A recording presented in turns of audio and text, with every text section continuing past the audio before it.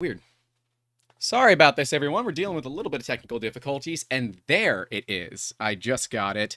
We are now live on YouTube as well. Welcome, everybody, to the Making Awesome podcast, Season 2, Episode 51, and it would not be a podcast if we didn't have some random weird technical issue in the beginning. The streaming software's like, yeah, you're totally streaming, but YouTube's like, no, you're not. And ultimately, the one that matters is YouTube. We are hanging out today with Miss Sarah Goehrke, and we're going to be talking all about workforce development and team building. There's a lot to this, and this kind of goes with our focus of the business episodes recently. We talked about how to start your business, talking about going from a hobby to the business, then some general marketing and ranting, because that's what happens when Grant has solo episodes. But now we have an expert on kind of developing the teams and workforce development, which includes kind of everything under the sun. Sarah, introduce yourselves. Give us the Backstreet Boys, the who you are, the where you from, the what you did, and as long as you love me. Oh, Grant, that just makes you larger than life, doesn't it? I think it does. Fun fact, first concert I ever went to, 11 years old, Backstreet Boys. Very nice. I would 100% go again. Yeah. Anyway, hey everybody, thanks for joining us. I'm really happy to be back here with Grant on this excellent podcast. I think we're going to have a good time today. Oh, yeah. I'm Sarah Goehrke, and I talk too much. Just kidding. I think I talk just enough. That's my problem. I'm the one that talks too much. We both can't be that person. Okay. Well, I like to listen, Grant. I'm a listener. So I'll listen and then, maybe offer a little bit of feedback here and there. But I'm Sarah Goehrke. I've been in additive manufacturing since 2014. I'm currently a free agent. By the way, any hiring companies watching, let's talk. I'm also on the board of directors at Women in 3D Printing, have been since it was formed as a 501c3 nonprofit in 2018. And I'm our head of DEI, that's diversity, equity, and inclusion. I'm also on the board of advisors at the Additive Manufacturing Coalition since just earlier this year. I most recently was employed with Nexit 3D as their Senior Director of Strategic Communications and Ecosystems. And unfortunately, just a couple of weeks ago, I was caught in a round of layoffs because business is business. And that's what happens sometimes. So hence the free agenting. I do still have my own independent editorial services company called Additive Integrity LLC. So I may be reopening those services. Through that, I've worked with more than 24 companies throughout the industry since 2018, which has been super fun, honestly. OEMs, material companies, service providers, you name it, hardware, software, everybody from Siemens to Big Rep to Shapeways, Proto Labs. I'm going to stop naming them because I will forget somebody, and all of my clients were incredible and wonderful to learn from. So I may be open to some contract work again, hoping to land some more full-time though, because I love what a 3D printing company can do. And after having spent, what was it, 6-7 years on the media side of the industry. Wow. At 3dprint.com, at Fabaloo, working with other publications, including Forbes, including All 3DP, 3D-BPM. I love the opportunity now to get inside the industry. And I think that is where I'm having fun and watching what people do for technology. Like Grant, you know this about me. I'm not technical. I'm not an engineer. I'm iffy at math. You're underplaying yourself, right? I'm not an engineer either, but no one needs to know that. I'm so not an engineer. My bachelor's degrees are in English and theater, focus on creative writing and stage directing, respectively. So that's kind of where I came into this industry, which is out of nowhere. Shockingly, both majors and my Spanish minor have helped significantly in establishing a home in additive manufacturing. But what I love about the industry is you don't have to come at it conventionally. And I think so few of us have. This industry is so young and growing and vital that there is a home for everyone. And I completely believe that. Right. From theater degree to DEI work, you could see that, like, I heartily believe there's a place in this industry for everyone. So what I'm really excited about today too is seeing people come up, in the live chat right now. So, Filament Stories is saying, hello, Grant and Sarah. So hi, we've got the chat up. I'm really excited to see what people say, what people want to learn about. And with a huge focus in DEI and workforce development, especially since really 2020, 2021, and of course into 2022 and going forward, I'm so driven by the stories of this industry and the people who make it. So that's really where I see the growth is from the people. So how do we develop that workforce? How can a company invest in its people? And why is that important? I think we all know there is more to this company than just making a product that works. Right. Well, and even more to it as well when you look at what the last couple of years have taught employers, right? Previous to 2020, a lot of employers were very much, you need to be on ground. You need to be in your office, in your cubicle from 8 to 5 p.m. And if you would like to take a lunch, that's okay. But otherwise, you better have your happy ass at your desk working. And now it's turned into, wait, we don't have to afford the big fancy building anymore. You can work from home. Okay, I'm listening. But then it's like, oh, well, we're going to track all the movements you make. And then the staff get really good by, oh, if I just use a mouse jiggler, it says I'm online all the time, and it's really not a big deal. I can go and do other things if my work is already done. They don't have to pretend like they're working. They have a program to do it for them, because ultimately, I know all of our staff find it considerably easier to do work from home. And that's brought a certain different dynamic to this perspective, where you don't have those one-on-one communications anymore, where you're able to, I guess, really see the person, right? You kind of only see like mid-chest up at best on video calls. And my favorite thing to do on interviews is say, do you mind standing up for me? Because I know they're just wearing gym shorts, with a button down, and it's just fun. They're like, I said, it's fine. I do it as a joke, because I'm totally fine with it. And as Dave Randolph says, the beatings will continue until morale improves. Gotta love it. Mr. David Randolph of Printed Solid over there. Great filament. Love their materials. But yeah, that dynamic has kind of shifted a little bit, where people do like working from home. And of course, some jobs pretty much can't do it, right? But when we're looking at what DEI looks like and how the development of that team works, working from home means I don't necessarily have to look in my, greater 30-mile radius. Although for me, most of that 30-mile radius is the ocean. But, the greater 30-mile radius around me to find people, I can look anywhere that I want. It opens up such a huge talent pool. And I think it's so interesting right now, honestly, to see the growth and see how normalized working remotely is becoming, because I have been remote my entire time in this industry since 2014. And I'm a rare egg for that. It was accidental, my entry into the industry, and we've talked about that before. And yeah, anyone who's interested in more of that perspective, it's the story I've told a lot of times. It's easy to find, and I'm happy to share a link. But I was on the media side at that point, right? When I came in, I used to always say things like, oh, I'll be in my office again, or this or that. But I always felt like I needed to play it pretty close to the vest. That my office is down the hall from my kitchen, is down the hall from the rest of my house. And, I wouldn't say like, oh, I'll be back at home on this day, so let's connect then. It would always be, I'll be back to my office. And I still say that because like, this is my office. And at the same time, this office is directly under my toddler's nursery, his bedroom. And so sometimes I'll be on a call and someone's like, oh, is that thunder? It's like, no, yes, it's thunder. A 3-year-old. it's thunder. I say the shop. It's thunder. His name is George.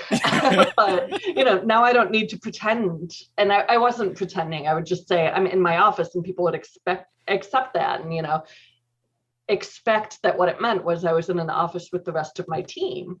Right. But my team was always in Florida or New York or Winnipeg in Canada or here or there or everywhere. Right. While I'm here in Cleveland, Ohio, dream capital of the world. At least rock and roll. Everyone always laughs. Everyone always laughs when I say that. Whatever, Grant. I've never been. I don't know anything about it. Okay, come up. I'll show you the sites. We'll go to the Rock and Roll Hall of Fame. And it's good stuff. Let's go 3D scan and 3D print something for the Rock and Roll Hall of Fame. Let's make it happen. We can do it. Because then we can write off the trip. We can do it. Also, family plug, 2 of my in-laws are directors at the Rock and Roll Hall of Fame and have worked there for well over a decade, and they're utterly brilliant. And in fact, they're doing a spot on Sirius XM this week. So listen to John Goehrke and Lisa Goehrke for their insights into inductees in the Rock and Roll Hall of Fame. They're brilliant, and I love this industry, but let's be real, John and Lisa have probably the coolest jobs in the universe. I made that statement as a joke, not knowing that connection. So that's actually pretty hilarious. Dave right now says, I like remote when it works best for the job. I just got a new hire that can't leave his house but does a great job. And it's a hire I would miss out on without remote. And yeah, that's a great point. For me, obviously, those that don't know, I have a bad back, 2 herniated discs. And for quite a bit, I did not leave because I couldn't. Now I just don't leave because I don't want to. And remote work was a requirement because there really wasn't an easy way to travel. So there is some benefit to that as well. It opens you up to people that you wouldn't get otherwise. So before we get too deep into it, let's kind of define what we think of when we think of a startup business versus a big business or a medium-sized business. And then let's also look at defining what workforce development is at its core. I think those are all really good points, and they're so big. They're so big, Grant. Those are big topics. So I think one of the ways that people like to draw kind of a false equivalency or maybe just an incorrect definition is by size of startup. Because often people will be like, oh, it's startup, so that means under 100 employees or da-da-da, but it's like by how long it's been out there. Some startups are huge and other companies have 30 employees, but they've been around for decades.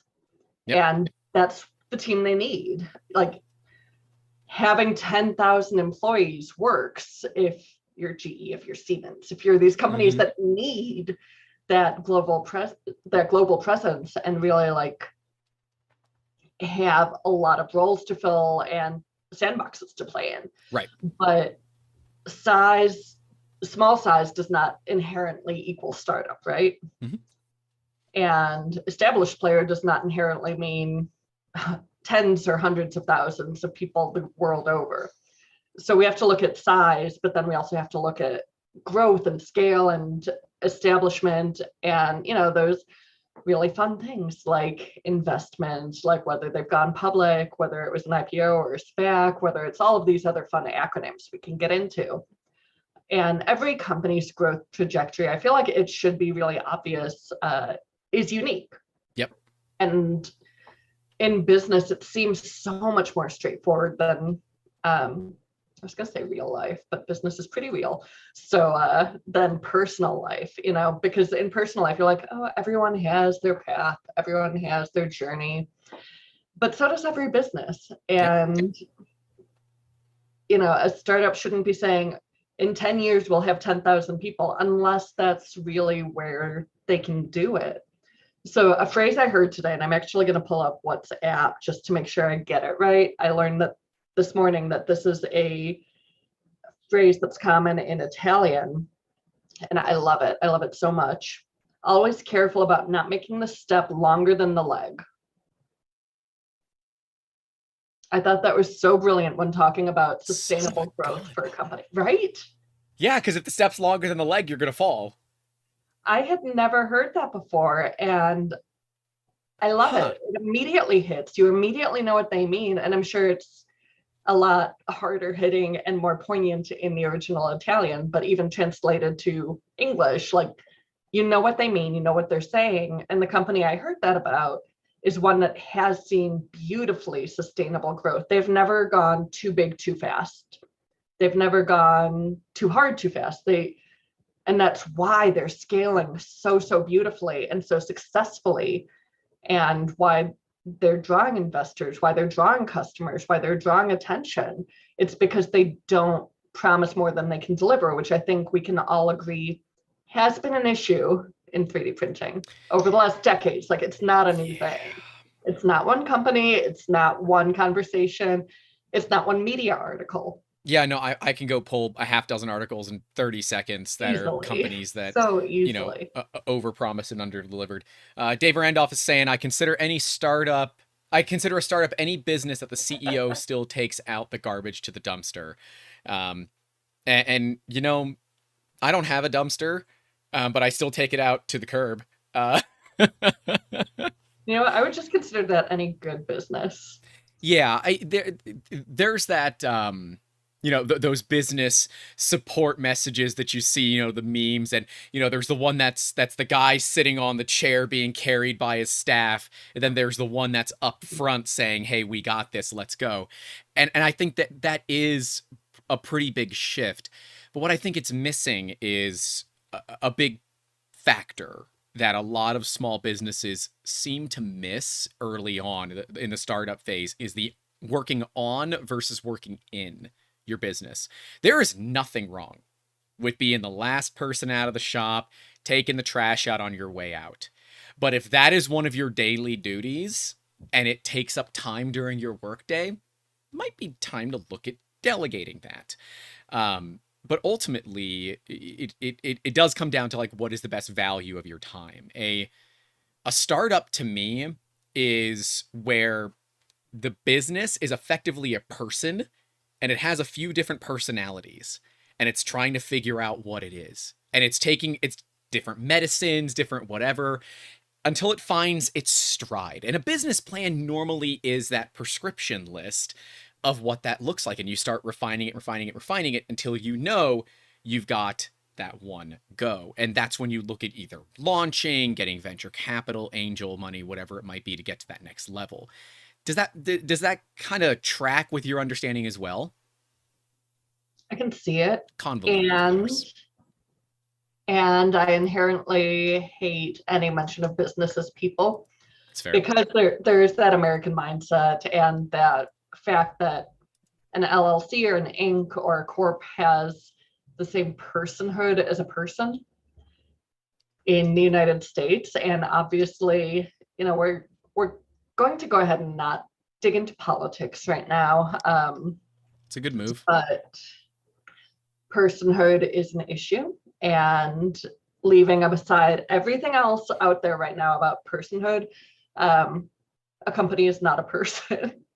And when we leave it just at that and look at that, we see companies afforded the same rights and legal protections as a person. And that is a very different discussion than we're having right now. And I have feelings with a capital F about that. And we can talk about that later. That's an off-stream topic. IMCS still, but let's talk about that at a networking happy hour. Like that's happy hour chat. But now, in what is the middle of my afternoon and yours, since we're actually in the same time zone, which is for me still rare in this industry. So happy 2:20 p.m. Eastern time. That's one that we'll put aside. So the personalities of a company I do see as a real thing, but the consider a business as a person just like strikes the wrong chord for me, just on an empathetic level. Yep. So, because we do still need to recognize that business is business, and there's so much room within business for the people. And if you don't take care of your workforce, your business will fail. It will. Taking care of those that take care of you. That way. But the people who you're taking care of need to be taking care of you, and that's business. And so there's the hashtag family where the AM is capital, and that is my world. Those are my people. I love Okay. it. I see the face. I recognize it. And with That's my like such people, a I terrible get it. I know. hashtag. It is, and I love it, and I've used it. So I'm there with it, and it has saved me so much. The past 2 weeks have been hard for me. Yeah. Like this is the first time I've ever been laid off, but I do feel like that family with the capital AM, has been there, and it's easing this transition for me. It's making it better and making me confident that I have my future in this industry. And business isn't family.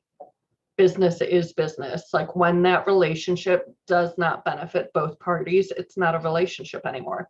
And that's where you get employees choosing to leave. Mm-hmm. That's where you get layoffs. That's where you get terminations. That's where you get any number of things. And it's just when that relationship is not a duality anymore for whatever reason, whether it's different paths or deciding like, I want to open a hot dog stand that no longer aligns with my role in AM. So bye. Sometimes it's that. Sometimes it's like we've had to strategically eliminate your role to align with our new focus for moving forward, or whether it's like I've decided to pursue my next role, my next raise, my next different focus in the industry or outside the industry, or I've been doing communications in AM, now I want to do communications in electric guitars. There's so many reasons. Right. And for those reasons, like that's not why you would choose to leave your own family, blood or chosen. But this is business. Yep. And it can be easy, like when you get so locked into these humanity of workforce conversations, to forget that it's a two-way street. What you do for your company needs to make sense for them, and it needs to serve you. Yes, absolutely. So that is like something I want to lay as a very clear foundation, for this conversation. Like we are talking business development. Yes. Yeah. When we look at you were talking about the duality earlier, where it does need to be very much a give and take, because if it's a take, or a give, one party will not be happy, and that will cause that leave. And whether that is, the employee goes and finds work elsewhere, or the business decides to, whatever it might be, that doesn't work.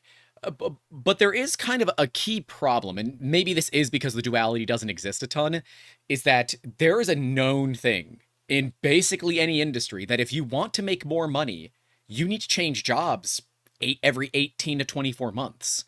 And it's kind of sad, but as a business owner, I do kind of understand it, right? Because at some point, I can only pay my staff a certain amount. They're going to stay because they like the work they do, and we give them bonuses when we can. But I am certainly not paying top tier rates because I'm not a top tier company that can pay top tier rates, right? We do good work. But where I would come back to that is, where does hiring a new employee fit into that pricing scheme, that compensation scheme, versus an employee getting a raise? Because if you're bringing someone in at Right. 20% more than you're paying a current employee, you have some reflecting to do. Absolutely. And that's why people jump, And yes, like there is absolutely that ceiling reality of there's only so far in that earning structure, in that hierarchy you can go. Yep. So from the business owner's perspective, I absolutely understand, there's a cap. But if you have an engineer who's been with you since, pretty early in their career, and they've gone from a 50K starting salary, and, the next year they were at 60, and then 75, and then this year you're giving them a raise to 90, but then at that same level, you're bringing in a new engineer at 110. Oh, they're gonna be pretty pissed. Yeah. And there's still this culture of not discussing salaries, which in the United States is illegal. Any company that tells you not to discuss salaries, that is not legal. Correct. Per US law. So that is something like also a lot of people don't know. So it's very easy to not know what your colleagues make, your direct coworkers. and counterparts, because there's this culture of not talking about salaries, and it's uncomfortable. But a lot of times I walk up to people, I'm like, hey, let's have that conversation we're not supposed to have. Like, what are you making? What do you want to be making? And then there are times to examine that. And is it a thing through being an internal hire and promotion thing?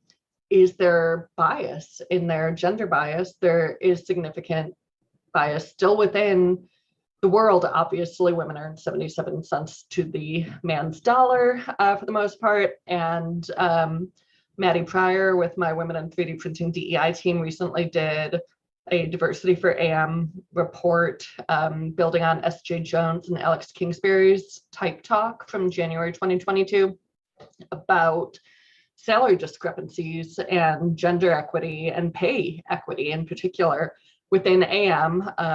So that is a huge thing. Are you hiring people of different gender identities at different salaries for the same work? That's something employers need to be examining. And for that, we need to be able to have more open conversations and more bald conversations. And they're uncomfortable because societally, They're very uncomfortable. Chosen to make them uncomfortable. So many other societies don't see them as uncomfortable. They're just like, oh, I do this job, it pays this much. And okay.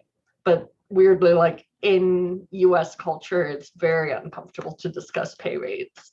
I did that on my own personal Facebook page with my own friends. And I just asked an open-ended question a while back, like, what do you consider a good salary for your role, for your job, for your industry? And the results I got were so interesting to me, because obviously not a lot of people responded because it's uncomfortable. But like I'm based in Cleveland, so Progressive Insurance is headquartered near here. Yep. And so I have several friends who work there, and they were just like, this is what the career progression looks like. Or I have a few from this industry on my Facebook. And so they responded, and that was really interesting for me, because those are my colleagues, across the industry. And just seeing how people responded and how comfortable they were and how much hemming and hawing was in a written response on social media that they don't even know I'm talking about on a podcast a year after I asked that on a private status, It's a lot easier, right? When you can just type out a response, because then all those little like nuance keys of, oh, I'm really uncomfortable about this. No, I make this much, send. And this is what I do. That is so much easier than getting on the phone and talking about it, or talking to even someone at your company, because everybody is afraid that they're going to end up either not getting the raise they want, right? We're always afraid to ask for raises because we're afraid if we ask for too much, they're going to can us, and they'll bring in someone who's half your age and, is fresh out of college. And I was afraid of that. I was afraid of that at the job that I was working when I got injured. How old are you saying I am right now? Like, ouch. I was saying you as not you specifically, but as you as the listeners and the viewers. So sorry. You could have my age. I hope I wouldn't be in college unless I was a super genius, in which case go gadget alternate universe me. Hey, look, if they're half my age and they've graduated college, they should make more money than me. Most people should make more money than me.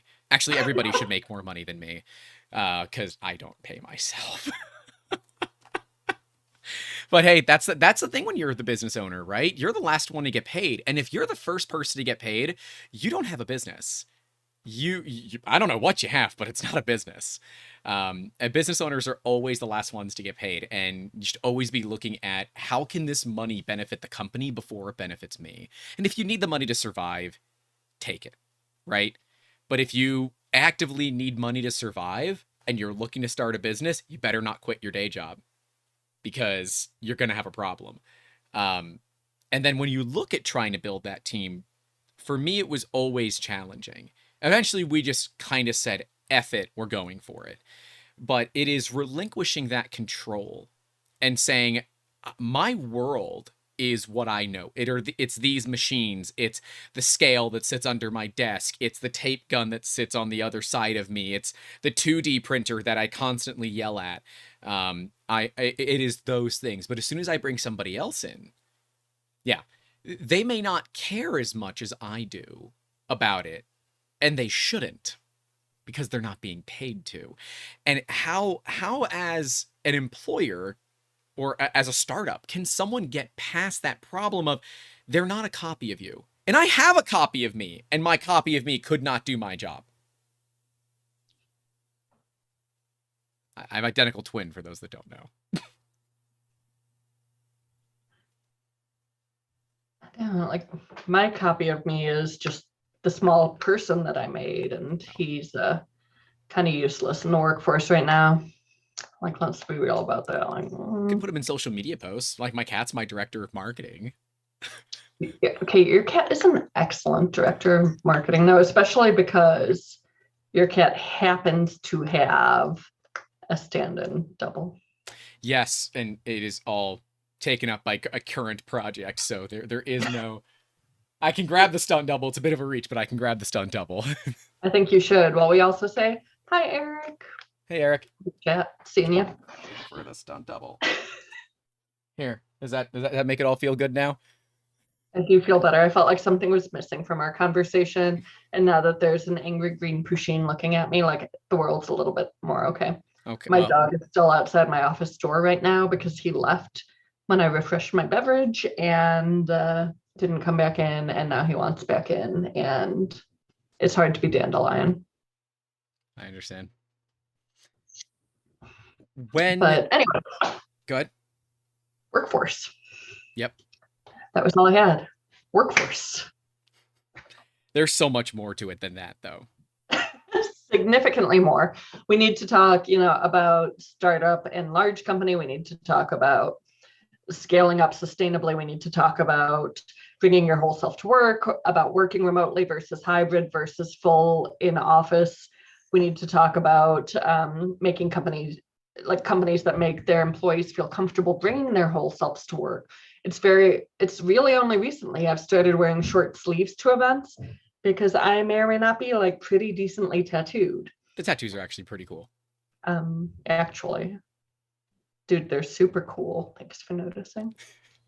I only ever saw them on the first podcast, and then the headshot you sent me, I'm like, oh damn, you deliberately put the feather tattoo in there. Like, that's really good.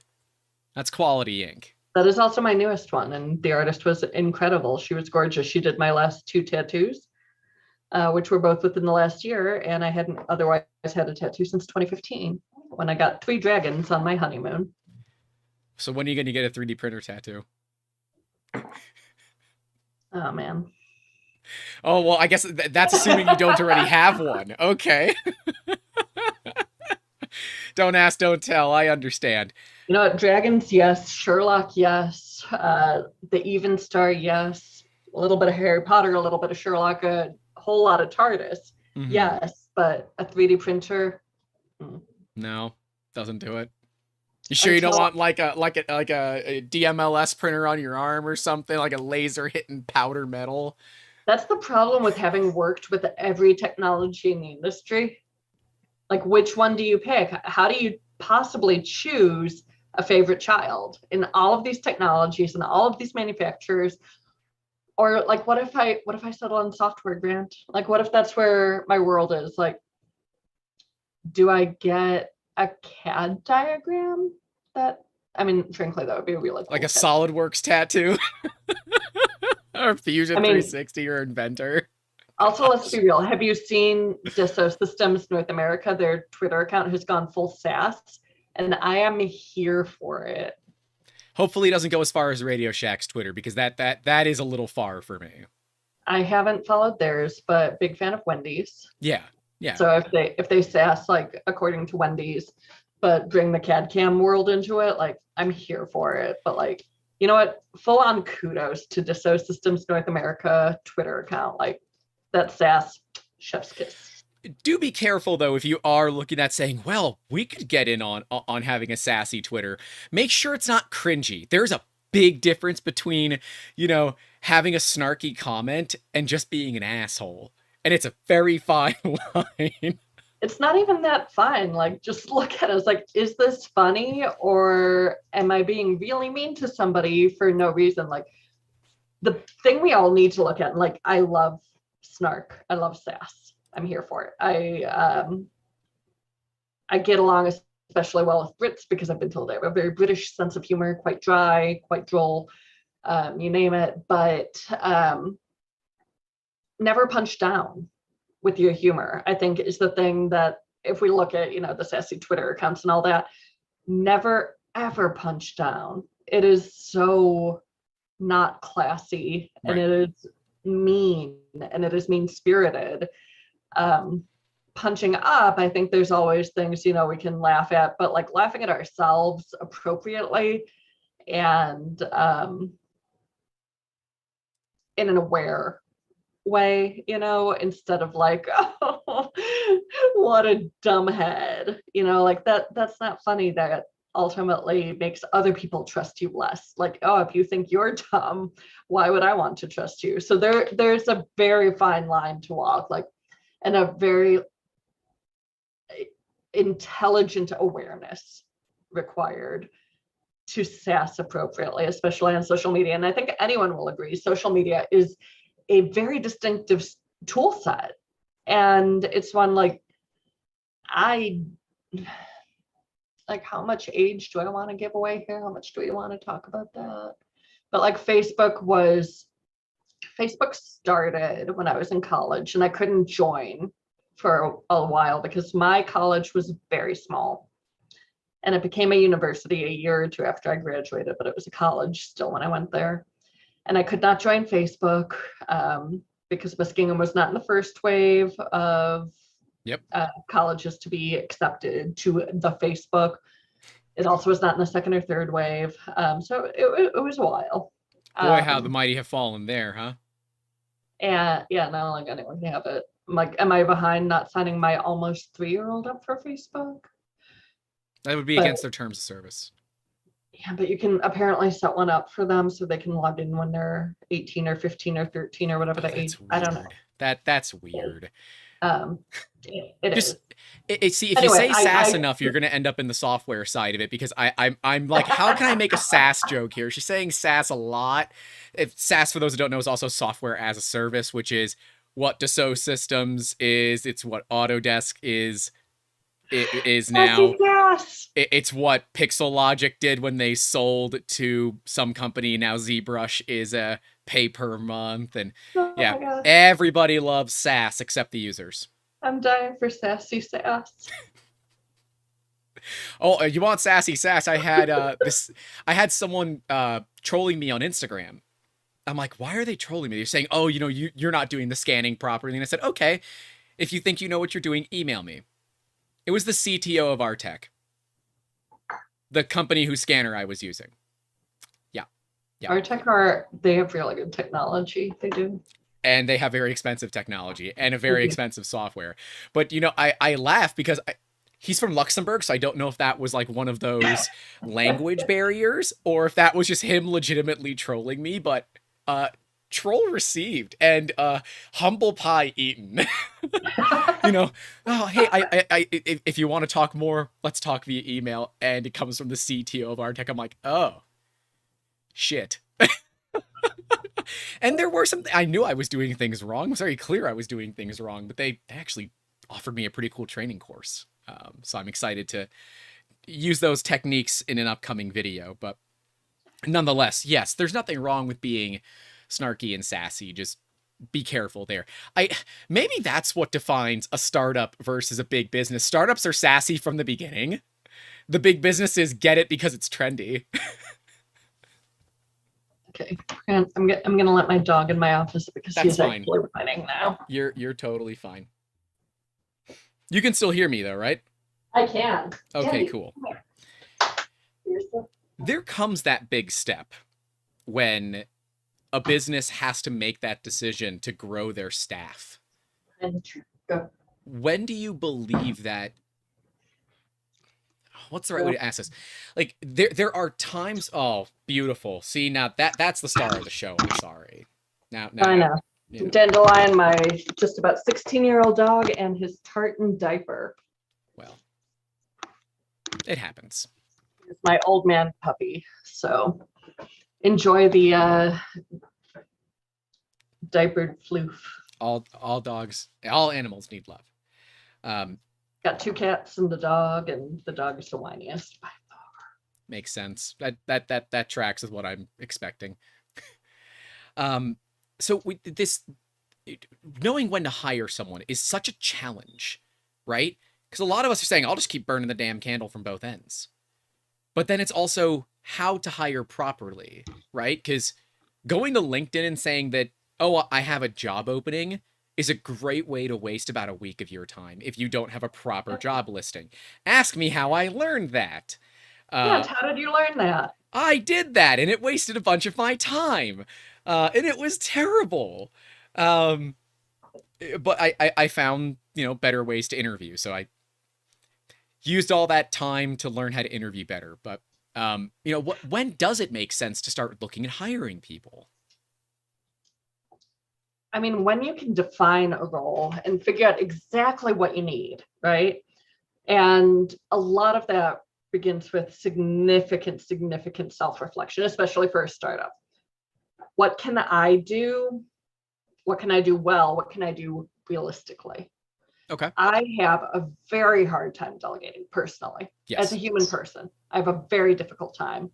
I think one of the first things my husband knew about me is that I drive. And that's not just in the car, but it is the car.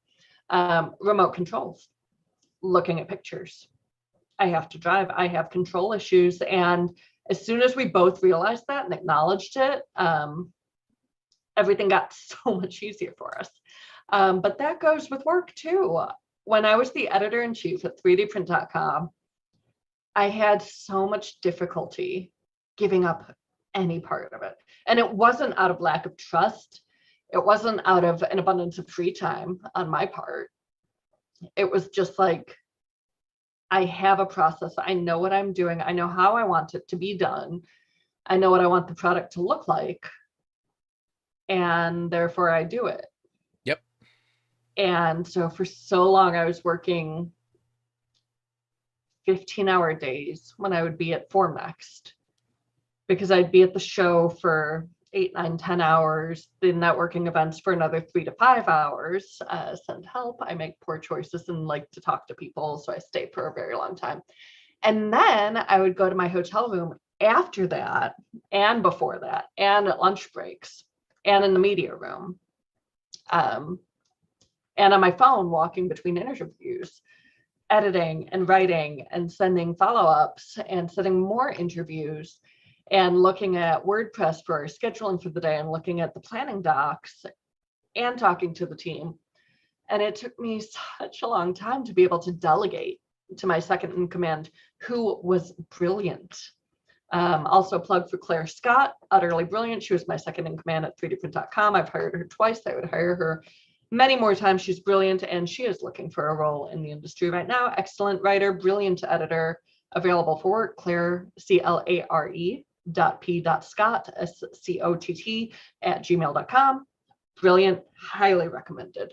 I'd like to point out what you just did there, because that's an important thing to note. You are also looking for a job, but you just spent the last 30 seconds pimping somebody else. And that shows how much you care about those around you. That's not something that you find often about people, right? When they need a job, it's all about me. How can I find work? You just talked more about how awesome they are. Way more than I think you've talked about how awesome you are. I mean, Claire's brilliant. And I would, whenever I'm in a position again, I would hire her in a heartbeat. But anyone who gets to do that before I do, like Mazel Tov, you're brilliant and you're getting someone utterly exceptional. But I think that's the biggest thing, that we can do when networking. If you look at Kristen Mulheron's posts, since also being affected by the Nexit 3D layoffs, the first thing she did when she posted about it was note that she had been laid off, accept and admit publicly, which is difficult. I think we all know that it happened, that it was hard, and that it hurt. And immediately in the same post, follow that up with, let's connect people for opportunities. Who else has been affected by this economy? Who is looking for a new position? and what companies are hiring. How can I be somebody who brings people together? And Kristen is the president of Women in 3D Printing right now. She's exceptional. She is brilliant. She is funny. She is so smart, and she brings this exceptional industry wisdom to everything she does. She's been an AM and is a trained engineer and has been on every side, engineering, marketing, messaging, product development, bringing like everything, planning, go to market for years now. And I've had an she was opportunity to hear her 100% speak. the right choice.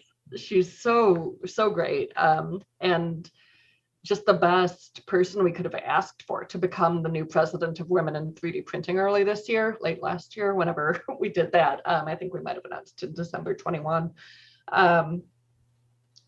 Kristen's brilliant. And the first thing she did was use her layoff situation to connect other people. And her more recent post laid out the descriptions of everyone she knows looking for a position, with all of the companies she knows with job openings and links to those companies. And so she's immediately serving as this connector. And That's valuable. It speaks so highly of her because she's so beautifully networked. And she took this difficult situation and is making it valuable to everyone, though. People looking for jobs and hiring companies alike, and saying, like, who matches here? Who is in my network I can bring together? And like, I know I personally have had several conversations in the last 2 weeks. It's been nearly 2 weeks since I've been laid off, and I've had some heartwarming and amazing conversations, and some of incredible opportunity that I'm very excited about. Yep. And a couple of them, like, I had this great chat. I was like, this is an incredible opportunity, and I am not the person to execute it. I do not have that experience, and I know someone who does. Would you please like to talk to this person? And I would love if people did that in job interviews. I do it all the time. That is, and I wish it wasn't rare, because it's just one of those, like, I'm not who you should be talking to for this opening. If you have something that's looking more, on the ecosystem side of the industry, or on speaking, or on public communication, or media relations, or building organizational awareness and development, working with women in 3D printing, with the AM Coalition, with the AMGTA, with America Makes, with these incredible industry organizations, I'm your gal. Like, let's talk, like you and me, like, also, like, let's talk, Sarah3dp@gmail.com. Grant pointed out I didn't do a plug for myself, so Sarah with an H, 3dp@gmail.com. I'm there. I'm easy to find on LinkedIn. I'm easy to find on Twitter. If you spell my name right, I'm very easy to find. So let's talk.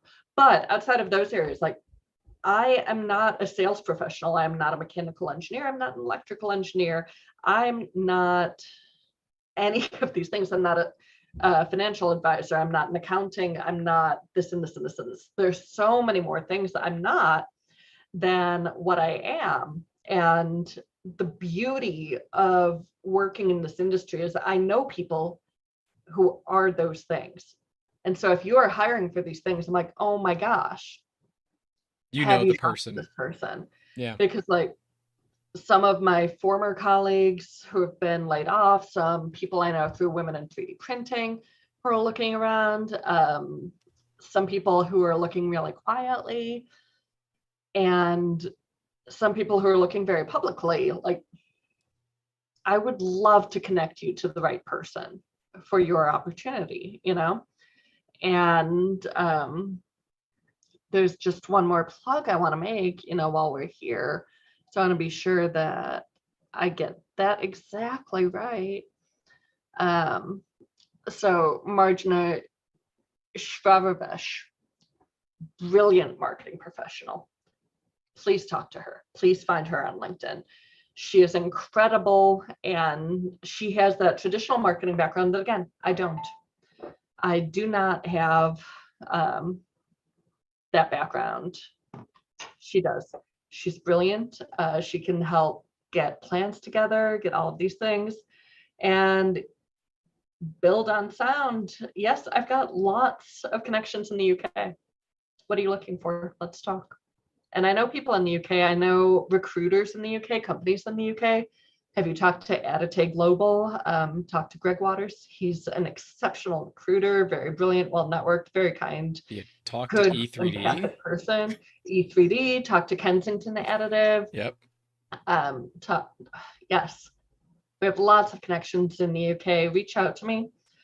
Seriously, drop me an email, sarah3dp@gmail.com. I'm happy to connect you to the person who's right for your team or to the team that's right for you, the person.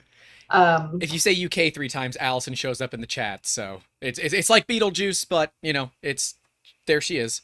She said UK talk.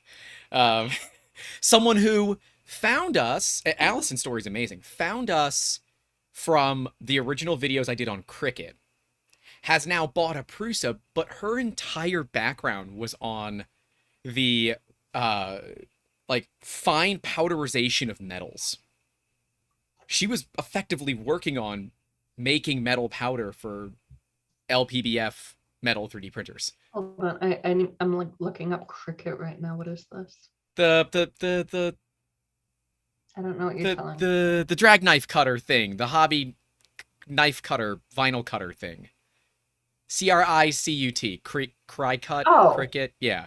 Okay, yeah. Okay, now we're good. That's how she found us. Now she's got her own printer. Yeah, the final cut. Okay, yeah, you just need to just. This is not descriptive. I'm aware of it. Okay. It didn't help. But I was putting like Cricket the Bug or like, you know, the cell phone provider, all of that. But like as soon as you spelled it, I'm like, oh, I absolutely know what that is. It's a very good brand. A lot of my friends and hobbyist friends swear by it. It's brilliant. But I had this problem because I'm a word person. Okay, I think we know this. I came into this industry through writing and editing. I'm a word person. Would have never guessed. Like, I hide it really well, right? Here's my Shakespeare quote, right? I like a friend of mine called me and it was my phone was in my car on Bluetooth, right? And I didn't have his new phone number in my phone. So it rang on my car and I answered it, which is how you can tell it was like a decade ago because like who answers weird numbers on their phone, right? So it just showed up on my car like as whatever number, but it was my area code. So I picked up and he was like, "Hey, Sarah, it's Brian." And I was like, "Who?" It's like, "Yeah, it's Brian." So I was like, "No, I'm sorry, like, who is this?" And he kept saying, "It's Brian." But if you think of the word Brian and like picture yourself as a comic book character, right? Like with the thought cloud above your head, like the bubble, spell Brian for me. Yeah, BRIAN, BRYAN. Yeah. So it was BRYAN, and I knew exactly who he was, and he was exactly like who I wanted to talk to and like follow up on this chat we'd had recently at the medieval fair where I worked for a decade. So I really wanted to like follow up with him and like chat with him, but like all I could think was BRIAN. I was like, I don't know, Brian. Like, who is this? And I alienated him for apparently forever because unfortunately for me, he's also somebody who deals with agoraphobia and social anxiety and all of these other issues. And so because I didn't hear like Brian with a Y, I couldn't figure out who he was. And he thought I was just being a dick. And so I forever wallow in that, even though we've connected since and we're cool. And his knuckles have tattoos that say L on Z. So we have a tattoo of we have a photo with my TARDIS tattoo next to his L on Z together. He's very cool. He's a great person. And I will wallow in that shame for at least another decade because it has been a genuine decade since this moment happened. And I remember the intersection I was driving through and how I couldn't get to Brian with Y because like if you just say Brian out loud, you think BRIAN. And like I had him so visualized because like I'm such a visual and word learner, I'm not auditory. And so even though like I know this is going to be podcasted, I'm never listening to it. Let's be real about that. I don't do podcasts. I can't listen to them. I love speaking on them. I can't listen to them. I can't do it. That is actually why we chose to do them live, so that I don't have to go back and edit it. I say screw it. I've made so many mistakes on these before. I've miscorrectly called people's gender identities before, and I've absolutely, I've grotesquely apologized for it because I felt terrible. I've made so many mistakes, but it's real, and that's more important because I could cut that out if I really wanted to. But you don't come to a podcast to get an edited down version of someone. You want to go where they're not going to bleep out curse words. It's going to be a real conversation with real people without, me clapping, which is what I do when I need to make a cut when I'm filming. And you don't get the same cadence that you get when I film. I have that specific filming cadence. And the only CTA that I'm going to make is to like the stream because we have 20 people in here and only 5 likes. So that's the CTA that I'm going to make. I see 6 likes. Hey. But this whole idea of growing a company, it has always terrified me. And I remember the time when it finally proved to me I was doing it right. It was when we had I had a meeting with an engineer and a customer. And right when that occurred, my laser caught fire. And I called into the call and said, my laser's on fire. And our lead engineer's name is Tad. I said, Tad, can you handle this? He said, yeah, dude, I got this. He's a charismatic engineer, which is incredibly uncommon. I love you, Tad. I love all of our charismatic engineers. They're amazing people. I love all of our non-charismatic engineers too, but I love our charismatic engineers because it makes my job so much easier. I don't have to... They talk to the customer directly. It makes my life easy. That was the first time I ever kind of let go because I'm like trying not to have it get worse. Just put the fire out without having to pop a fire extinguisher, which I did. We're fine. But by the time I was done, it was like half an hour into the meeting. I said, I'll let them finish. The client happened to also be a very good friend of mine. And she called me and said, can I just work with him directly from now on? You talk too damn much. Like, I guess so. I guess you can do that. And that was like, I told that to Tad. He's like, yeah, it was actually really easy. We were done in 15 minutes. I said, God, I booked that for an hour. And ever since then, that was when like that paradigm shift for me occurred when I said, okay, I can relinquish this control. And it has been so valuable to me to not have to make sure that every single time I can kind of talk for the engineers, because I'm not one. I can translate sometimes, but I will get things wrong. DEI has been a big topic. Some businesses are starting to do it because I don't know, it's the cool thing to do. Some businesses have been doing it for a while. Can you talk about DEI for a bit? It's diversity, equity, inclusion, but I don't know like a proper definition. I know what it is at its core, but I don't know a proper definition of DEI. So I'm going to say most user-friendly definition is diversity, equity, and inclusion, right? Mm-hmm. So diversity is being invited to the dance. So that's when you bring people of different backgrounds in any sense that means together. Equity is knowing the songs that are playing. And in my case, that might mean the Macarena, Backstreet Boys, any of that, like just knowing what's happening around you and feeling comfortable and aware.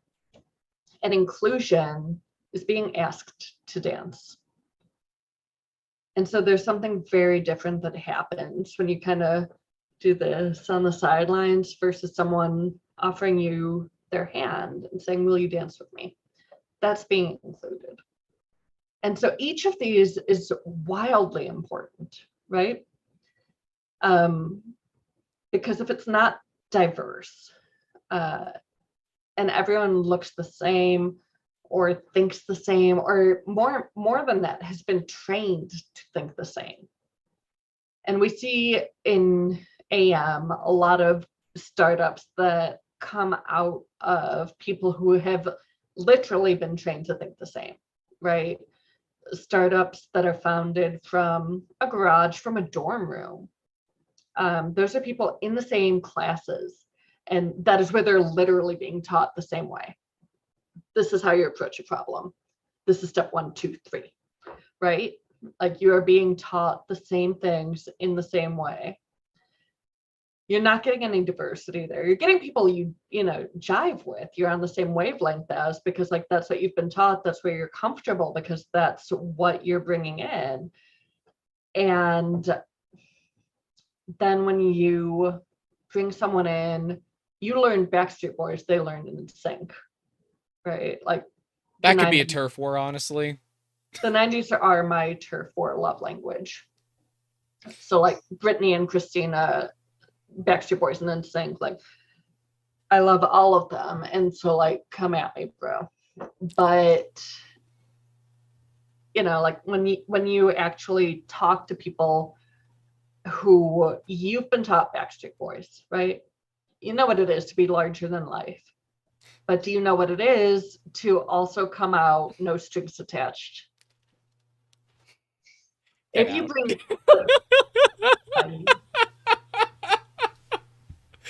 gosh, that was good. Damn it. You're fine. Come back. Yay! That's very good. Yep. Like, please tell me you've used that before, because that's a phenomenal line.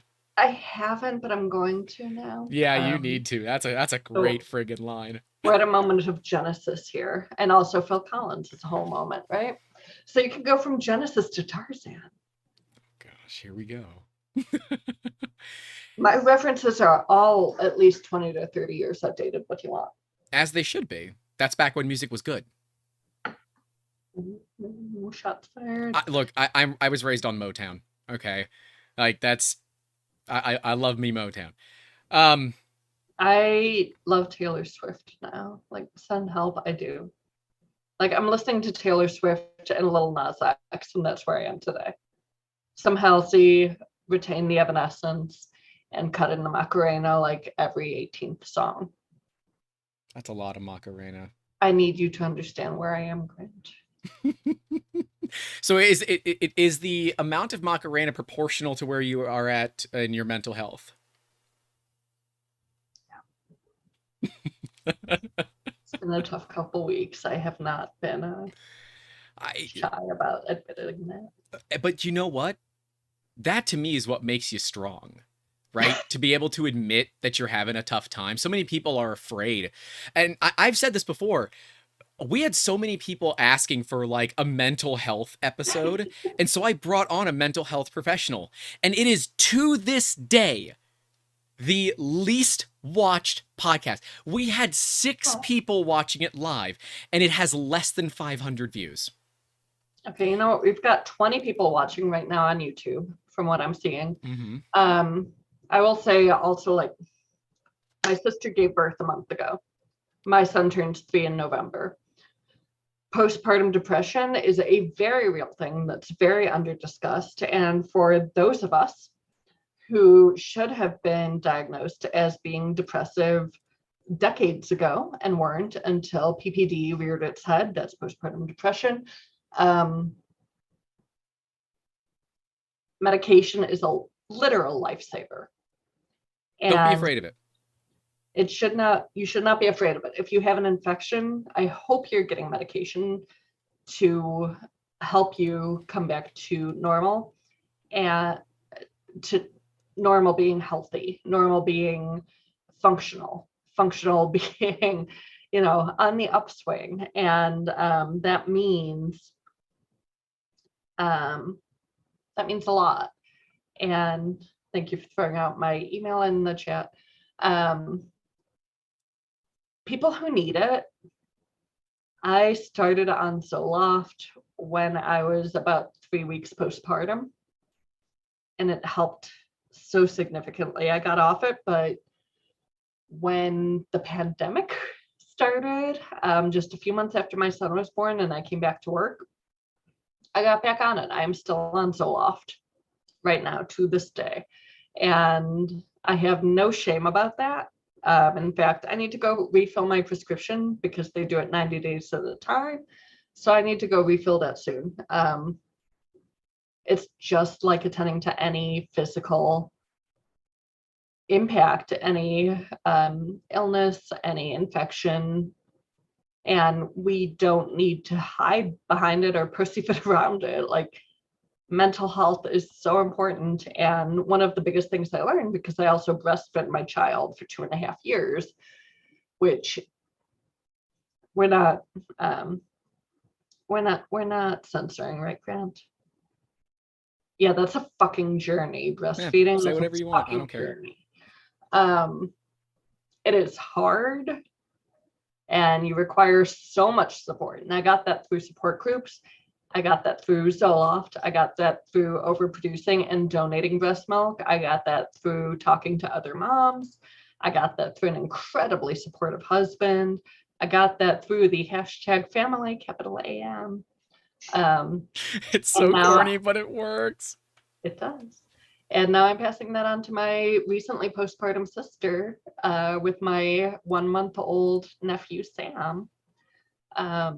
Also, he's a really cute kid. It's really nice to have another nephew. And Build on Sound is talking about medicine as well. So they've been prescribed sertraline. Sertraline is similar to Zoloft. They're both SSRIs.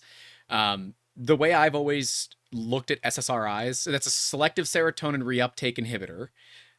Definitely have not been researching all of this lately. But it's basically a compressor. It makes the downs not as bad, and it makes the ups a little bit easier to deal with too. Because you just found those peaks, so they're just not as sharp up and down. When everything's more rounded, it's more doable. And in an industry where we take in so much content, and whether that's on a YouTube channel, watching a podcast, or, you know, your favorite news media, your Facebook, Instagram, Twitter, Reddit, social medias galore, we are bombarded by, unfortunately, not great news all the time. And there is good news out there. Sometimes you just have to look for it. There are some really great Twitter feeds, though, that I would like to also plug while we're there, Grant. Do it. Like, Goodable is a really delightful Twitter to follow. They only post good news, and they're often puppies and puppies with elderly people and friendships, and it's just beautiful, and I love it. Microfiction Twitter is also amazing. There's several excellent accounts, but there's some really, really, really good, just good news Twitter accounts that I absolutely recommend. Look for the good news feeds, and it helps so much. I spend way too much time on Twitter, and that's not new. But I mean, that's like, kind of part of your job. New is spending more time on LinkedIn, Sunhelp, sarah3dp@gmail.com. But where I always spend too much time is on Twitter. And like 3D printing Twitter is incredible, and it's really, really helpful. I'm looking at a couple of the comments now that are coming in live as well. And again, like, just really talk to your doctors. Like, my Zoloft prescription does come through my OBGYN, but my primary care physician has also been more than willing to prescribe it, as is my podiatrist, because I'm at the point in life where I need a podiatrist. Duff said the right thing. I have a toe bubble, okay? I do. I have a toe bubble. That's okay. I think Duff puts it out there, right? A proper therapist is so important. Figure things out before breaking out the prescription book. I agree. At least kind of understand what's going on. And I've said it once, I'll say it again. Every business needs a therapist. And whether that's a therapist that, you know, you talk to your staff and say, hey, if you guys want to seek therapy and you can't afford it, I'll help out. Or it's, you know, this is the person that I talk to. If you would like to talk to them as well, you're welcome to. You know, I think that's very valuable, because working in businesses can be draining, both for the business owner and the employees. It is draining, no matter what. Like, not can be, it is draining. And some people just have the tools innately to approach that drain, and others don't. And there's nothing wrong with either way. Talk therapy is beautiful. It's such a great thing. And finding the therapist who really speaks your language I couldn't speak more highly of that that confluence, that finding that right fit. I never did find that right fit. The last therapist I spoke to judged me, and I could feel her judging me, and that was very uncomfortable while I was going through a divorce from a PTSD Army veteran, who's a great person. And the issue was just that we were great people who should not be married to one another. But I could feel her judging me for leaving a situation that wasn't healthy for either of us. So like when we look at DEI too, there are chosen and unchosen aspects of diversity, right? Like unchosen, I'm white.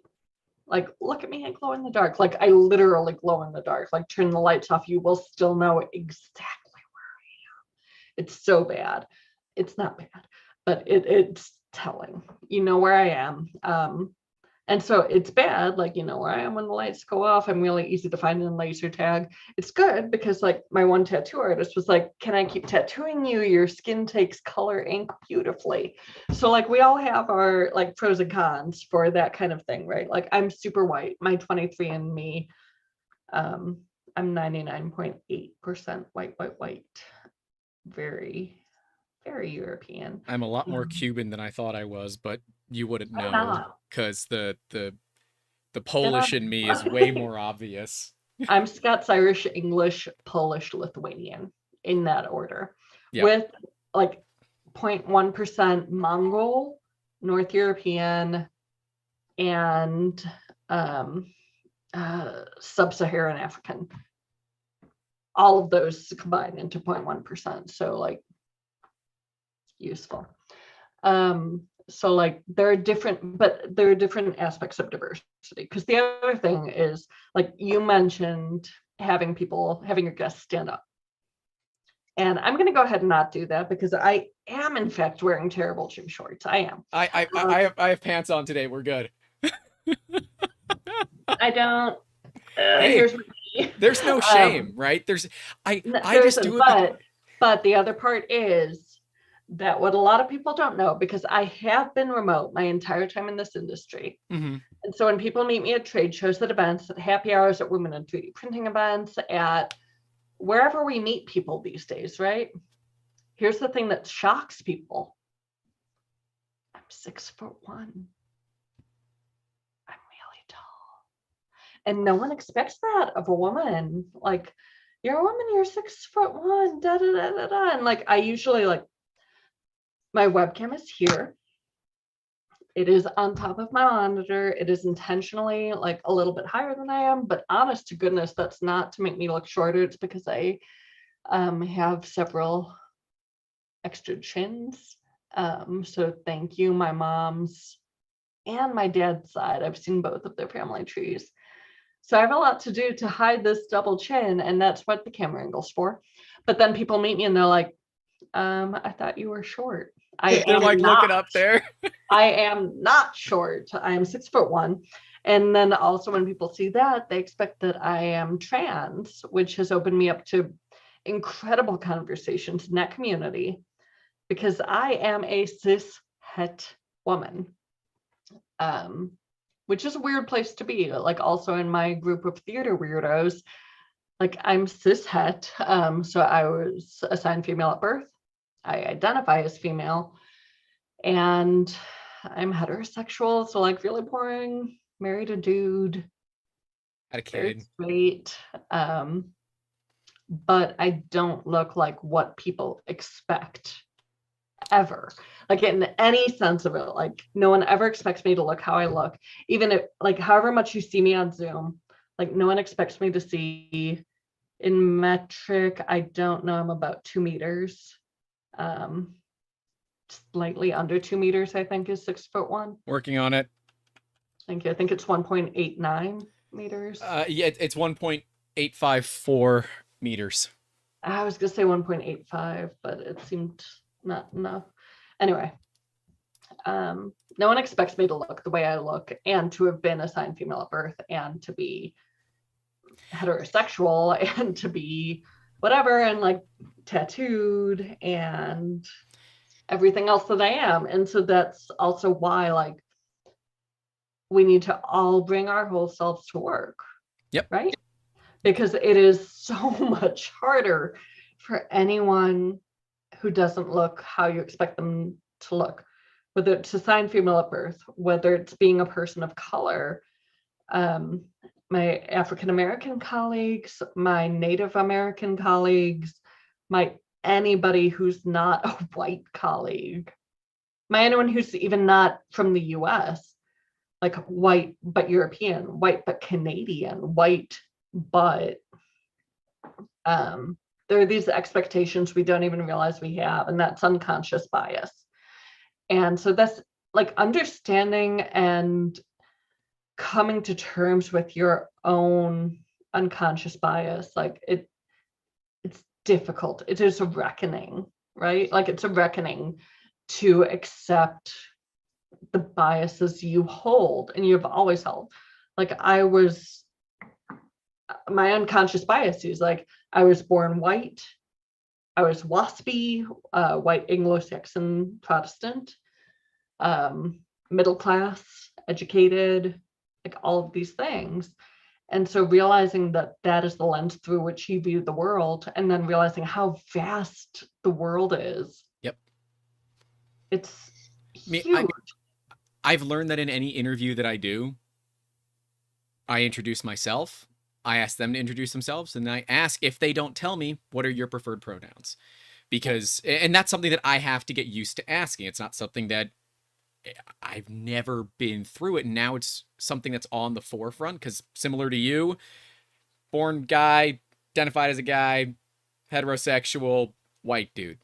And that is like, and when I forget and I make that mistake and I get corrected, I always feel bad because I understand that if you have gone through a transition of some sort or you identify as not what you might immediately appear to be, that can be very difficult for someone internally. And if you're trying to build a team like that, that can be real tough. So I've even asked our own staff, said, hey, if you all want to be, called by another name, some sort of different pronoun, whether it's they, them, he, she, it does not matter to me. I want to know because I want to make sure that everybody is as comfortable as possible. The last thing I want people to do is feel anxious at work, like they can't be themselves. And businesses that are very structured say, no, there are two genders and that's it. They're going to attract those types of people. Maybe that's what they're looking for. Hey, own your marketing, I guess. But that's not the world that we live in. And maybe it's because I went to schools where I never dealt with this, or if I did, I never noticed it. Maybe because I'm an idiot. This is quite possibly a very valid point. And when I first started building the team, it was never something that I asked because I never bothered. I figured if someone wanted to be called something different, they'd tell me. No big deal. But now I know it's not that easy. There's many times where people want you to ask that because it makes them feel comfortable to be open and vulnerable and honest. And that to me is what builds the camaraderie. It builds loyalty is not the right word, but it builds trust, mutual respect. I think that like what you just said right now is the biggest thing is trust, that mutual trust and respect. And like as the parent of a toddler, like respect is the area that we are really building right now. And there's this weird and sincere overlap with parenting a toddler and learning more about workforce development, because like my son is so sweet and he is so difficult, and we're in that phase where he knows mama travels on airplanes sometimes, and so almost every day he wakes up and he says, mama, are you going on an airplane today? And right now I say, no, baby, I'm not going on an airplane today. I'll be here after school. And I will tell you when I'm on an airplane, but I don't know when the next airplane mama's going on because I don't know. But he's having a really hard time with me going away, right? And so he has currently the sweetest, most beautiful, most pure means of stalling bedtime. And it is grating on my last nerve, and it is melting my last heartstring. Because for 30 minutes every night, Mama, I love you. I love you, Mama. Mama, I love you. Mama, I love you. Like, it's so sweet. And like, how do you ever shut that down? Because I know it's not going to last. In 10 years from now, when I have a tween and an almost teen, and he wants nothing to do with me, like, I know the thing I'm going to miss most objectively is like, Mama, I love you. And every night for 30 minutes, because he doesn't want to go to bed, Mama, I love you. And it is the sweetest thing. But then we get up in the morning, he's like, Mama, I want something to eat. Take me to the kitchen. And we talk about getting his food and getting this and that. And Nick knows what he's about. Yogurt versus ice cream, basically. And how do we do that? And so I'm like, baby, I know you love Mama. I need you to respect Mama. And there's that difference between respect and love. Like, love and blind love is what we see on Netflix on You, which is the show that I love, and I can't wait for season 4. And I know they just finished wrapping, so can't wait. Creepy as fuck, though. Like, on it is the creepy freaking show. I love the creepy shows. I love them. We almost named our son Spencer, and it, honest to goodness, would have been after Spencer Reed from Criminal Minds. We thought about Reed, but my husband and I both had speech impediments when we were little, so it was going to be Spencer, not Reed. But that's where we are. He's George. Really thought that was going to be his name, and it was after Criminal Minds. So, here's a lot of personal information. Deal with it. So we talk about the difference between love and respect. I'm like, baby, I know you love Mama, but I need you to show respect to Mama, and I need that to be through you cleaning up your toys and eating your food in a bowl with a spoon and not grabbing it with your hand. And that difference between love and respect is huge. And like,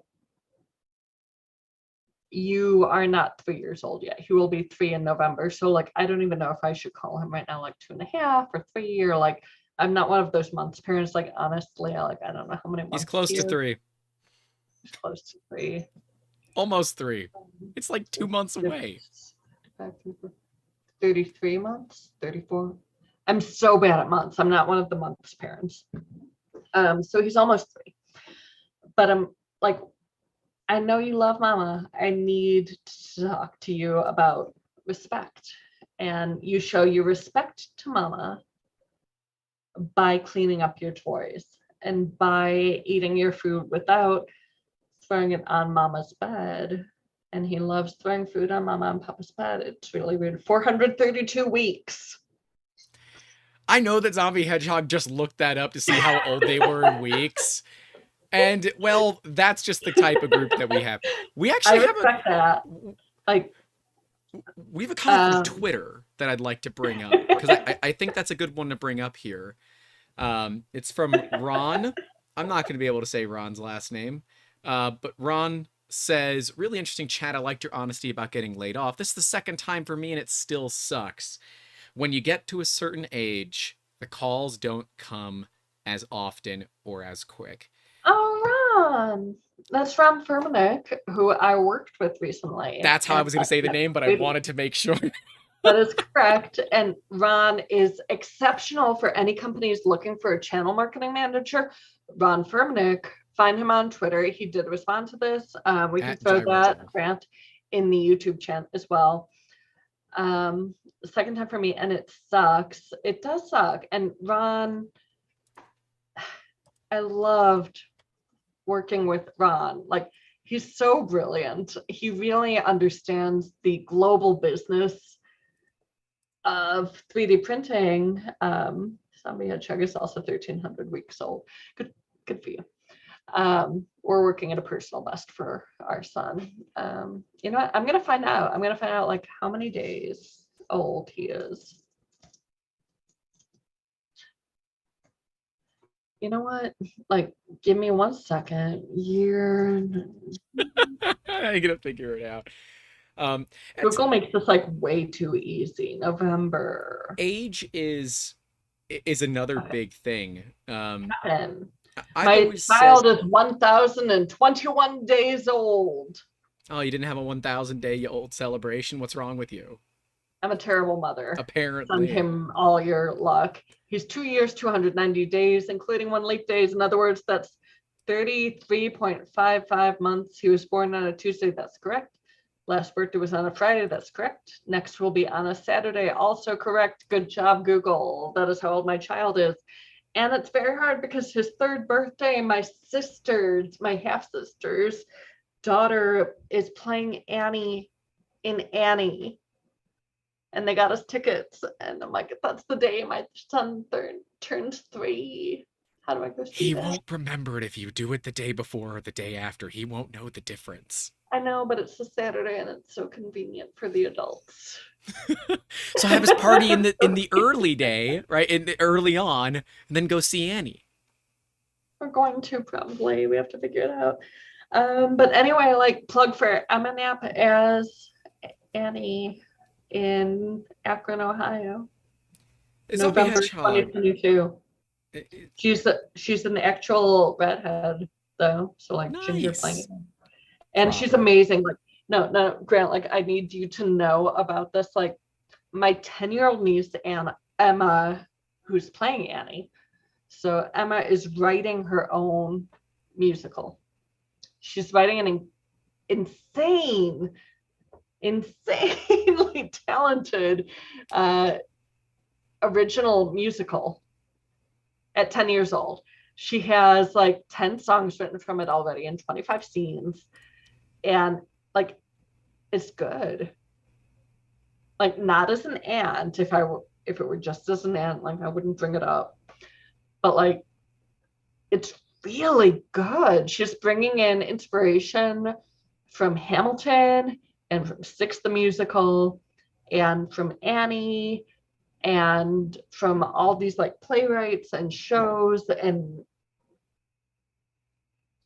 you guys, like, good story or good writing, like the song, I've only heard the songs and they are incredible. Like, I've only heard 2 of them so far. And both of them, I'm like, oh my gosh, like, I can't explain how good they are. So I'm going to put that link in the chat right now. You may not be able to. Make a comment, I'll make you a moderator, and then you can post links. Because if I let people post links, we had some problems early on, so we don't do that anymore. Subscribers only. Am I not subscribed to you? That's a shame. Wow, you've been on. This is now your 2nd podcast, and you're not subscribed. Wow. I don't know which email address I'm signed on now. I have 3 email addresses. You can DM it to me on Twitter. I'll put it in there for you. Zombie Hedgehog says that teamwork is understanding everyone and what challenges they face. And I would agree, but I think there's an odd caveat here. If your team is not comfortable talking about their challenges, how do you work through that? When you know there are clearly challenges, how do you as a boss, manager, business owner, whatever, work to help to understand their problems and talk with them about them? Or is it, if they don't want to talk about them, we ain't gonna talk about them. If they want to talk about them, then we can talk about them. Hold on. I'm figuring out this chat thing. Answer your own question. I'll be back with you in a minute. Oh, I did that. I went off camera. Yes, you did. Your mic is still on, though. Yeah, I did that. Okay. Well, you guys tell me, because I honestly don't know the answer to it. That's why I asked. Ultimately, I do believe that teamwork has some value beyond what people would think, right? Um, Loyalty is something that a lot of old school businesses call it, and I just don't know a better word. But having a team that is there for you. We recently had an all hands on deck meeting, and I had like 6 of the 13 or 14 people on our team RSVP, but we had 9 show up, which is pretty darn good. And we had Canada, the UK, and the US represented, which was objectively pretty cool to me that we had like, people from all over. And the thing that I found out was, for as much as I talk, I don't communicate to them enough. They don't know what's going on in the day to day. And because of that, they don't know how they can help. See, they're looking at it from the other perspective. They want to help because they want to see this thing grow. They want to see it thrive. I've never cried in front of my team before, but I was like so damn close to crying in front of my team because that made me feel like it proved to me that I was doing something right by hiring these people, right? They clearly care. And I said, okay, I will share more with you all, but you all asked for it. So don't come back in 6 months and tell me I'm sharing too much because y'all just asked for this. So there's a channel in our Discord called Grant's Rants where I talk all about what I'm going through every single day, what the company is going through. And if they want to mute it, they can mute it. So they can kind of self-moderate how much they want to see. But that has been so valuable to me in building that team. But prior to going through all of this, I didn't really know a lot of the challenges they went through. And I don't know a good way to ask, right? Like, how do you ask or do you not?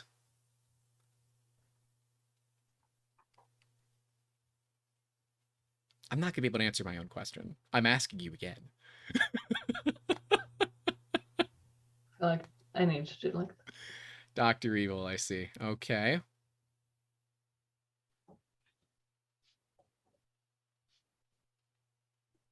Oh, you're just totally ignoring the question, huh? yeah. I was reading the chat. Oh, Like it's okay. pretty interesting over Like some there. dude's questions coming up next, which is, should employees be treated differently based on individual skills or challenges, or totally the same as each other to be completely fair? Because that's a very, very good question. I have feelings about Anna, that. Anna, okay, I want to know your feelings. I was gonna like build that as a bridge into the next question as well, but like I want to know you have your feelings. Yeah, Go. and this only stems from the past couple of years of dealing with a disability. Is, I'm obviously not going to treat a copywriter as an engineer because they're not engineers. So I'm not going to give a copywriter an engineering job. That you don't do that. But they're all humans. They all should be treated the same. If they have special needs for whatever reason, whether it's a disability, ADA or otherwise, accommodate. And I could be wrong here, but I don't see a reason to treat anybody differently unless they, for some reason, ask to be. Could I be wrong? I feel like inherently everyone will be treated differently. And that is where the importance of company culture really comes in. And that's also where we can revisit the conversation of startup versus established company, right? Sure. Because a lot of startups establish this beautiful, diverse culture very organically. And a lot of times it's based on who the founders are and where they're located. And, if you're in an area that has a very diverse population, that will inherently lead to your having a diverse workforce. And so it's very, very easy to assume at that point that you are a company that embraces DEI, that embraces diversity as a foundational principle. And then, and this is dangerous, doesn't question it, because you see this organic diversity, and that it's such a beautiful thing, and it is undervalued, right? Like, Yep. it is not something that enough companies pay attention to. But what we're talking about with development is intentionality. And that's where I come in. Okay. That's where I come in with the work I've been building on at Women in 3D Printing, and with the work that I built on at Nexa 3D, and that I've been building on with client work through Additive Integrity, my LLC, and where I am focusing on as an industry leader is intentionality in culture. And it's not enough to be organic No. anymore. Once you get past that foundational phase, once you start hiring outside yourself, that's when those hires are intentional, right? Because even if you're saying, like, it's about the skills, not the person, it's about the talent, not the person, it's about the this, not their background, the that, not the that, not the that. At some point, you need to step back and say, who is at this table, who is not at this table? And then step back from that managerial table, from that managerial standpoint, and say, like, whose voices do we hear as a company, as a team? Whose voices come across to those of us who make decisions? If our diversity in our workforce is on only the teams packaging or unpacking or dealing with supply chain or logistics, only the people dealing with our shippers, only this or only that, or anywhere that you can put an only, it's not intentional. When you can take a look at that table and say, whose voice isn't here, who's in our society, whose voice is huge in our society, whose voice is present in our society, that is not represented at this table. When you look at your company as a microcosm, excuse Bless me. you. Thank you. When you say who is at, if you see, One more. oh my You got to gosh, go for the 3 now. You got to go for the 3. it's gonna happen. I'm allergic to outside. Same. All of the trees and grasses and pollens. It hurts. Outside hurts me. I want to love it. I want to love you outside. Why must you hurt me? It does. It hurts. But when you look at that table, and when you look at the world, and when you say, how does our table, how does this conversation look different? Thank you for saying bless you in the chat.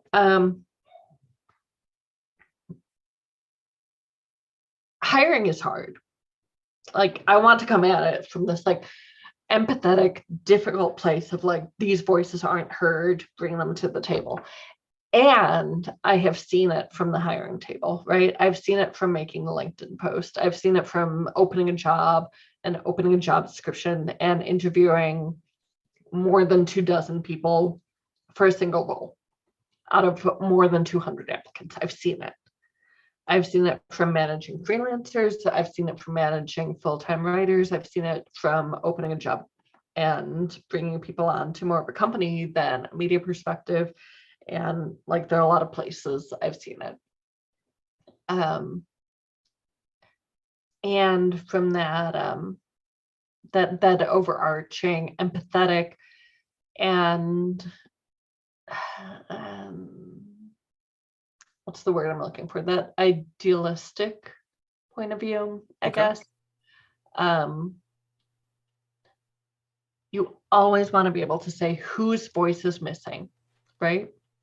Whose voices do we have and whose voice is missing? And you want to hire for the talent. You need the talent. Like, you need the people who are qualified for the job. No one is ever saying, like, and I want to be so clear, like I'm pointing to you, camera. I want to be so clear when we talk about DEI, when we talk about diversity, equity, and inclusion, when we talk about hiring diverse voices. Oh, you're just a diversity hire. Yep. Oh, that is what I want to address. I knew where you were going. I just got the train there. Do we want to talk about the one that we just dealt? We do. Okay, let's do it. We do. Because I'm sure we're both talking about the same one, right? I think we are. Okay. But I'm gonna start us a step back from the one I know you and I are on the same wavelength on right now. So where I want to start us is 2 years ago. United, the flight, the airline company, the airline. Yeah. This really large airline, and it is the company I fly through. Cleveland's a hub for United. I'm gold on United. I used to be platinum, but then there was like a child and a pandemic, and I lost my status. I'm going to use stupid quotes around all of these because I'm still salty about it. But like United, right, had a post on Twitter 2 years ago, give or take, about how they were increasing diversity hires in their pilot training program. Sweet googly moogly the backlash. It was terrible. If you want to get really angry on either side, I guess. If you want to get really angry, look at United's posts about diversifying their pilot workforce like a year or two ago. Oh wait, go ahead.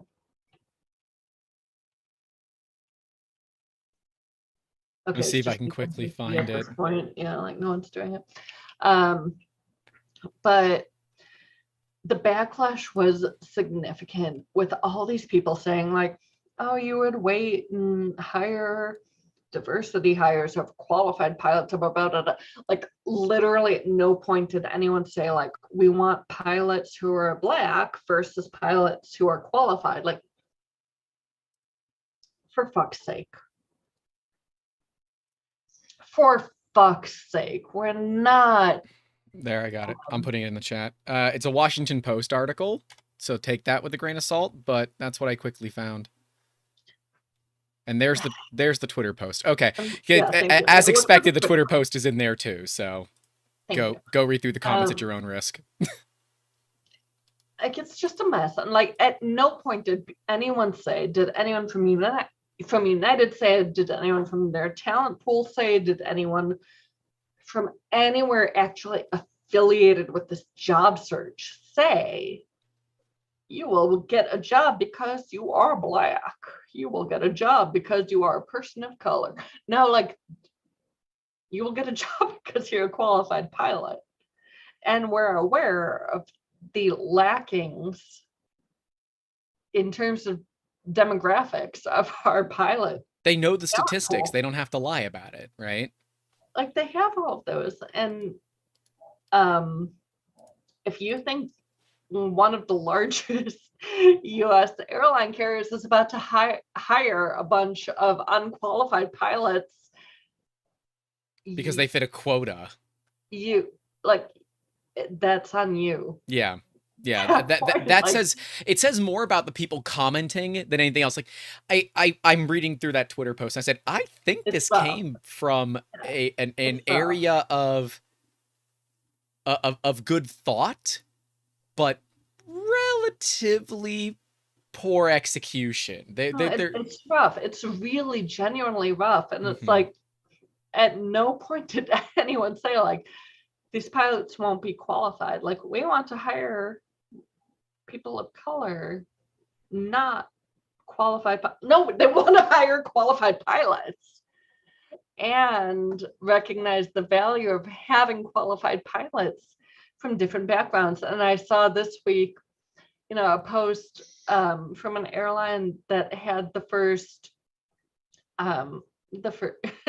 like this flight that was only African American female crew every step of the flight, from flight crew to pilot to my dog's barking at my door again. I can't even hear it. I can, he won't stop somehow. And I'm not going to say it because I really don't need that on record, but I'm going to let Dandelion Yeskier in again. Okay. But it's ridiculous that people think that makes people unqualified. I agree. A company like United that is hiring pilots. Do you know what the biggest thing in hiring a pilot is? It's that they will be a good pilot. It's that they will be a pilot who will go from takeoff to flight to landing and keep everyone alive. They're all qualified pilots, and my dog is back in Dandelion Yeskier. Hello, dog. Is being the tartan cloud, so he is so happy to be a dog. Duff is saying that he makes a job posting and picks the best candidate that applied.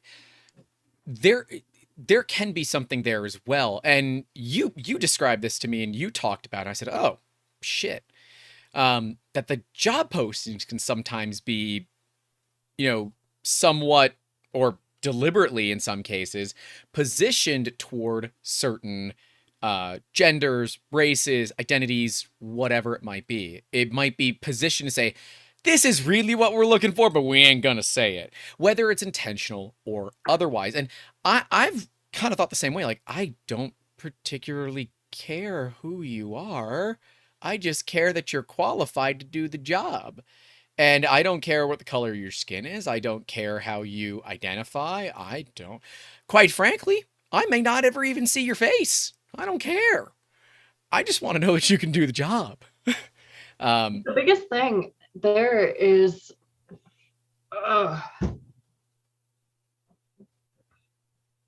it's such a fraught topic. And I think we all know that at this point. But one of the things we're working on, especially at Women in 3D Printing DEI, is how to create job postings that are free of unconscious bias. And if not free of, then aware of. Because honest to goodness, like, it has to be one of those two things. Like, it has to either release any sense of unconscious bias or acknowledge it and release it, because otherwise it will always be implicit. Because so many job descriptions say this role is of a 3D printing practitioner. His daily job duties will include that he often responds to and does this, and then he will. But if you glance at it, the thing that sticks out is the pronoun he. Does it have to be a guy? And that makes me feel, and especially like if you double down, like you don't want to waste your time. If you double down at me personally, like, I don't want to, like, I'm not going to apply to those because, like, I'm not a he who will execute that. Mm-hmm. And my current underpinning for a role is at least $72 an hour. Like, that's what I personally am looking for, at a minimum. And so when you're listing this $20 an hour job and saying, like, he will do this, and he will do this, and he will do this. Like, I, as a student of literature, I understand. I understand that he and him are the default pronouns in English literature, and especially US vernacular. I absolutely understand that. But like now, if you look at woke Twitter, and it pains me to say woke Twitter, there are all these people like, oh my gosh, like people are saying like, look at what people say about the monster of Frankenstein and how it was misunderstood. Like, and yes, that was literally the point of Frankenstein and Frankenstein's monster.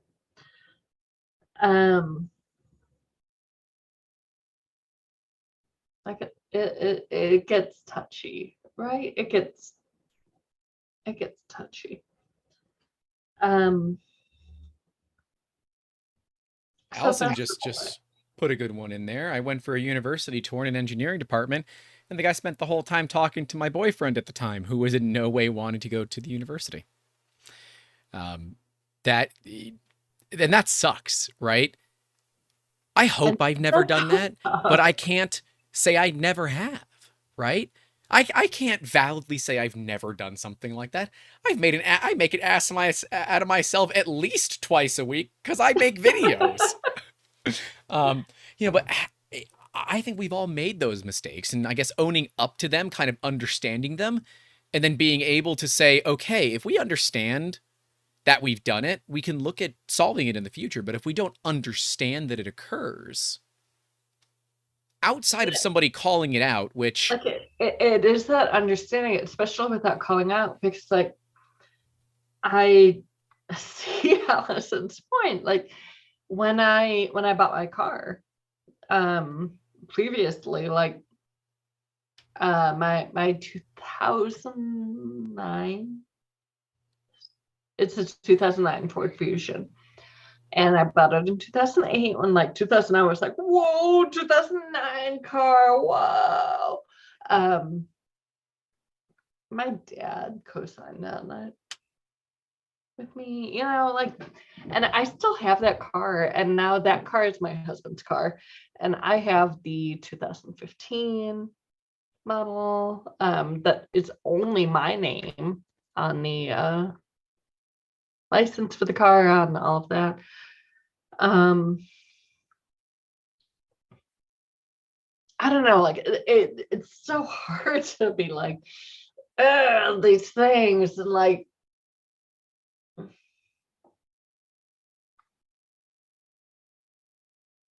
it can be tough. I want to have somewhere to go with this, right? I do. I don't like. It's frustrating. It's so frustrating. So like, can you riff on this? Can you just riff on this while I like take a moment? Sure. Yeah, it is a little bit tougher for me to riff on this kind of stuff because I am quite literally a white dude. So, there does of course become a problem involved in that. But it is something that's come to me more as I'm looking at building the team and kind of understand that, all right, when we talk about what are the day-to-day practices that need to be done, I don't tell it like a story. I just list it straight up, bullet point lists. I do my best to not talk about he, she, they, them, or anything in between. I try to make it simple because I don't want to add a bunch of fluff. I include that it is full remote and we communicate via Discord. And we have staff members as young as 14 and old. That's in the UK. That's our guy in the UK. Crazy brilliant kid. Then we have an older gentleman. I have no idea how old he is. He does not know how to use Discord, so he just emails me. Who is a phenomenal CAD designer. He's got to be at least in his early to late 60s. Age is not that big of a deal, but I'll tell you, my dad, who 64, just started a new job in January, and he was afraid to leave his old job because he's like, I'm 64. Everyone's expecting me to retire in a year. Who the hell wants to hire me? So that was something that he dealt with. But now he's got a really great job and he loves it. You cut your camera, by the way. I know. Okay. You all right? Yeah, I just needed a minute. No, you're good. It's obviously an emotional thing, right? And as a white guy that's never needed to consider it in my life, I think that it's something I've been privileged to have. And it's nothing I've ever considered when I've been building a team. That's why I wanted to have this conversation, because it's a tough one, because it's awkward as hell for me, because I don't know if what I'm going to say is going to be good or bad, or if I'm going to obviously show that I'm part of the problem or obviously show that I'm not, because I legitimately don't freaking know. I think a lot of people sit there and kind of agree. Now, I'm similar to Build on Sound, where they said earlier that they don't particularly care. Just don't make it a problem for anybody else. We're cool, right? If you want to change your gender while working with us, if you want to change your identity while working with us, let me know. Let the staff know in the way that you want to let them know, or don't. Honestly, if you don't communicate with them, you don't got to let them know if you don't want to. Whatever makes you comfortable. Ultimately, for me, it's what makes people comfortable. That's what I care most about, because I want to have a team that looks at me. I've legitimately had a staff member tell me this. Grant, how can I help you grow this business so you can make me an offer so I can quit my day job and come work for you full time? And that makes me feel really good as a manager, but that also worries the hell out of me that someone's going to come and offer much more money than I ever could and take them away. So I don't know if that's a proud papa moment, if you will, or if that's me just saying I've just made a place where they feel comfortable. I honestly don't know. Alpha says, I guess it's stereotypical jobs that we have problems with. For example, male nurses are traditionally less common, but they are no less able. This is true. Allison says that she's 44, and even though she may have her master's in material sciences and engineering, she can't get into it because no one would ever give her a chance to get the experience. That is totally fair. And that sucks. And I don't understand why it's like that. I don't give a damn what people's age are. I just want to help them. A good manager to me is someone that says, I want to help you get from where you are to where you want to be. And if that where you want to be is a partner in this business, helping me trudge through the mud every day, and we're pulling the cart together, or this is a stepping stone for you. Maybe it's a summer internship. Like we had a summer intern from Ringling who, they're back in school. Maybe they'll come back in the next summer. I don't know, but they certainly had a ton of fun working on some crazy products for some really cool clients. And that was a stepping stone. We knew it was a stepping stone from the beginning, so we set it up like that. How can I help you look the best? And we had a meeting with one of the largest companies in Florida. And I said, hey, by the way, this person is an intern. If you like the way and the work that they do, consider reaching out to me or them, and we can set up an interview, because they're going to be looking for full-time work. And quite frankly, I can't afford them when they do graduate college. They're going to graduate from Ringling with a visual, like a visual arts effects degree. I cannot hire someone that does that. It is way too above my pay grade to be able to do that. But this company absolutely could. And they seemed interested. That's my job as a manager, is to help people get into that next step, I think. And I think it's sad that Allison has gone through that, because Allison, if I had a place for you, we've talked before, I would hire the hell out of you, because you are crazy qualified. And unfortunately, it is old school companies that don't give people the time of day. Build on Sound says, Grant, how can I help you as well in the same way to get a job that makes me happy?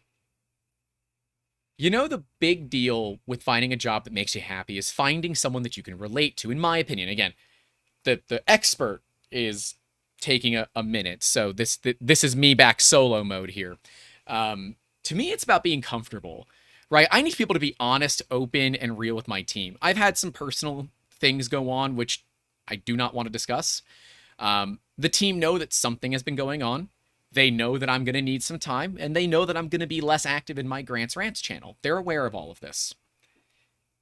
And I said, if you guys, if you care to reach out, that's fine. If you don't, it's totally fine as well. I am not asking people to reach out. I am just alerting you to what is, going on. And quite a few of them reached out. And I said, okay, some of them know, some of them don't. And that to me was just a way of really kind of letting them know, hey, things aren't going okay. But that's also okay. It's okay to need help. It's okay to ask for it. And if it's personal, you don't have to talk about it. But know that it's okay to ask for help.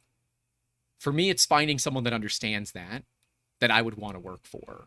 When I took my day job in 2019, the one that ultimately is where I got hurt and injured, I did that because I felt comfortable with the people that I worked with, the people that were there, I interviewed, I talked with, and it was kind of a dream job for me as well, honestly. Now, unfortunately, things didn't go as planned, but, unplanned disassembly does occur from time to time. Let's see. Allison says she's just about to start a job as a trainee in a different field altogether. I hope it's still one that you're going to enjoy. Right? That's a big thing. You doing all right, Sarah? Okay. Just want to make sure. I know it's a tough subject to talk about. I know. So, what are your thoughts on some of the... Because I know you can hear me. So what are your thoughts on what I've been saying? This is such... They're such big topics, right? And I feel like the difficulty is this, like, everyone feels like this, there's this disconnect, right? Just go for it. Run. You got this. Everyone feels like there's this disconnect, right? Between employer and employee, and like, is it employer and employee, or employer and employee, or like, where do they meet, right? And everything that you've been doing and everything that everyone in AM has been doing, where does it equalize, right? Where does this moment equalize between talent and talent seeker? Is that the right phrase? Is that the right moment? Seems like it to me. So there's this moment of like, we need because like what's so frustrating to me is that it's not employer and employee, it's not boss and employee, it's not this and this, it's not this and this, it's not like, this is why you like startups bigger than big businesses. It's solution seeker and solution provider, right? And so much of what we as additive manufacturing, advanced manufacturing, are going for is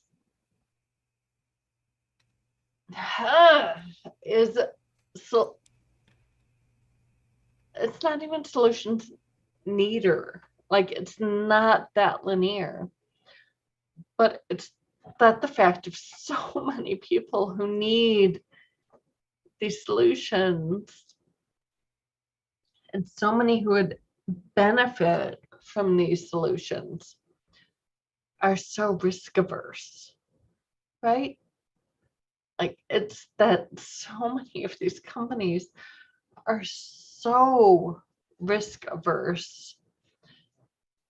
So many conventional engineering companies, so many solutions providers and service providers and final solutions companies, like so many Lego and like I shouldn't even be naming the end users, like so many of these companies that have these advanced engineering groups, like they are risk averse because they're engineering first, right?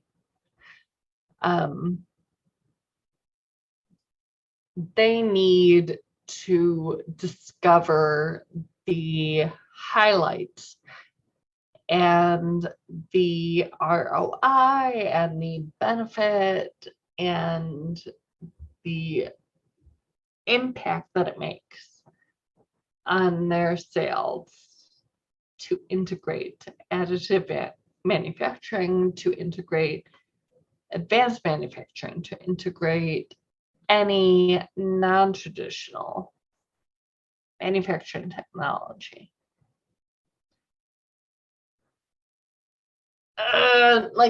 It's so frustrating because so many of these, like, I the literally solution I deal with isn't. this. It's why I don't bother going to manufacturing facilities anymore.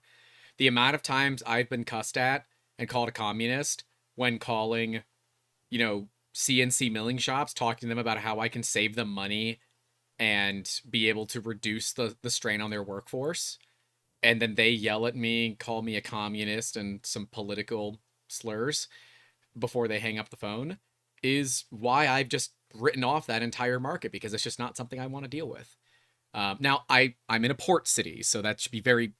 Port cities traditionally have more manufacturing than most because the companies support the ships, um, and that is toxic in general.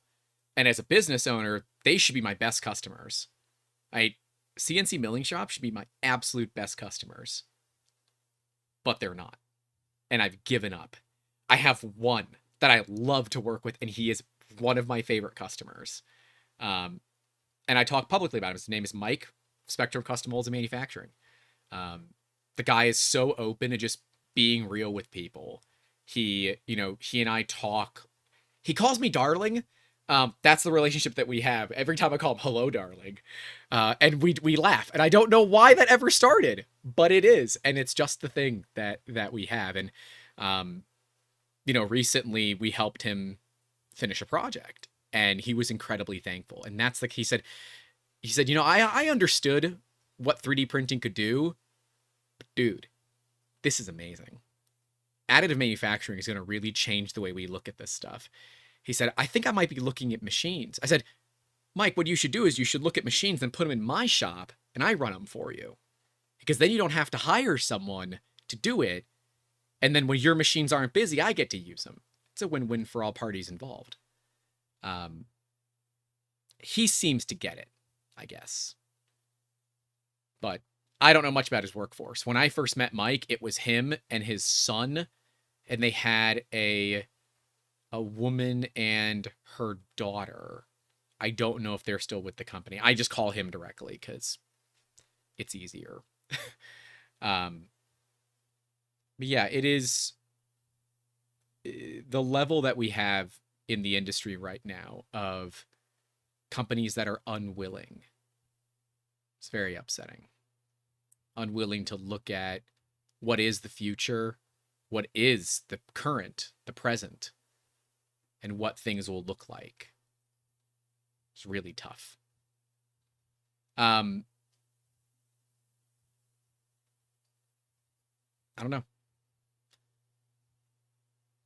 You doing all right, Sarah?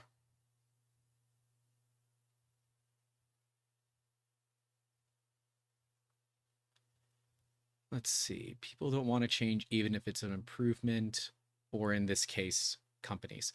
Well, and as Sarah was saying, it's about risk aversion. They believe if they stick to what they know, what they're used to, that they'll continue on that path. And if all they want is a 200, 300, 400, whatever amount of company they're at, and they have no desire to grow, great, go ahead, do it.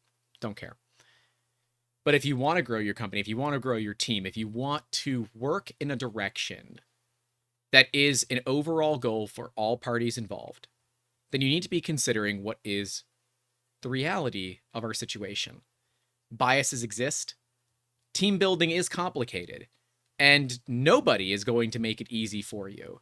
Now, if you do want help with it, of course, as you all know, Sarah is available for work, sarah3dp@gmail.com, and that is Sarah with an H. I think we're going to wrap it up here. Build on Sound says, does he have a hello, my darling, as his ringtone for you? I have no clue, but it'd be hilarious if he did. Fix'em Dude says, it's great to find long-term working relationships. I totally agree. Long-term relationships to me are what build a team.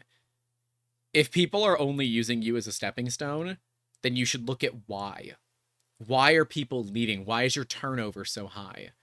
And outside of summer interns, the last time we had a staff member leave was because Sony poached them from us and offered about 5 times what we were paying.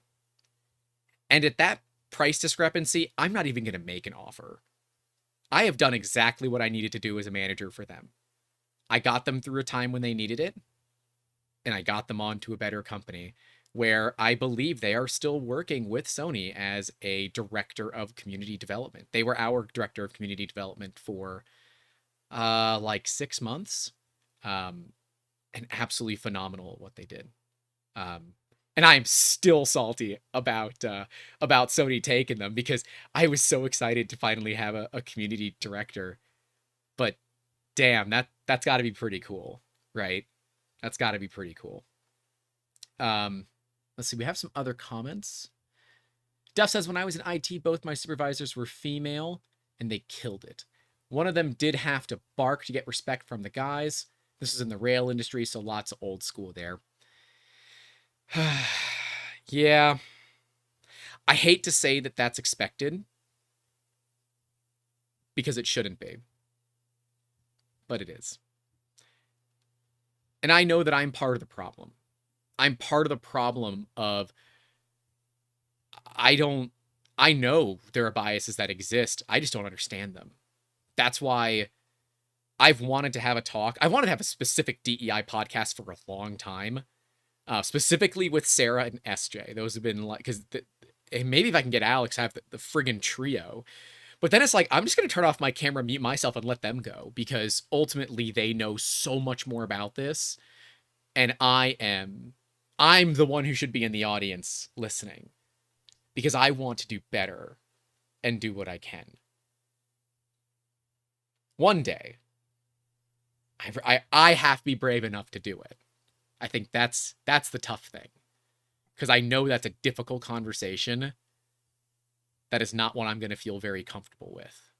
But that's okay, right? Yeah.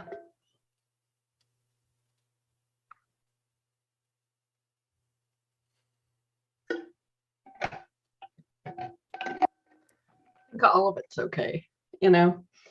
As long as we keep listening to each other and learning and growing. And like, that is what's okay. And oh gosh, I've got a screaming toddler upstairs now, and all of this and that. Like, as long as we keep hearing each other, you know, we know what's happening. We know each other's weird little worlds and how we can how we can make them weird, big worlds, right? And isn't that like what we're looking to build? There should always be some level of,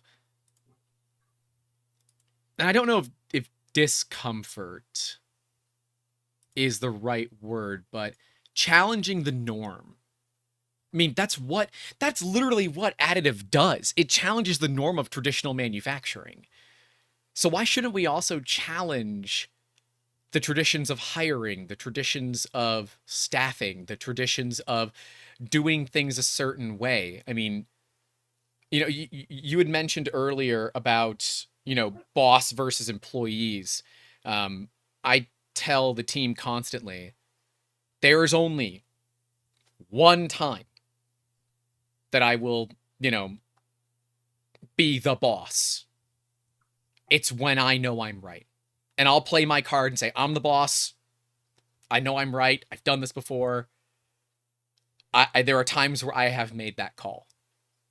But there are times where very clearly they made a phenomenal saying, why don't we do it this way? I'm like, looked at it and said, oh shit, that is a really good way. Let's do it. Let's try it.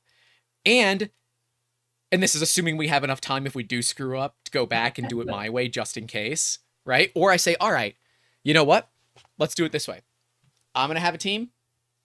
You guys figure out a leader for your side. You have a team. Let's do it both ways. And let's see what outcomes that we get.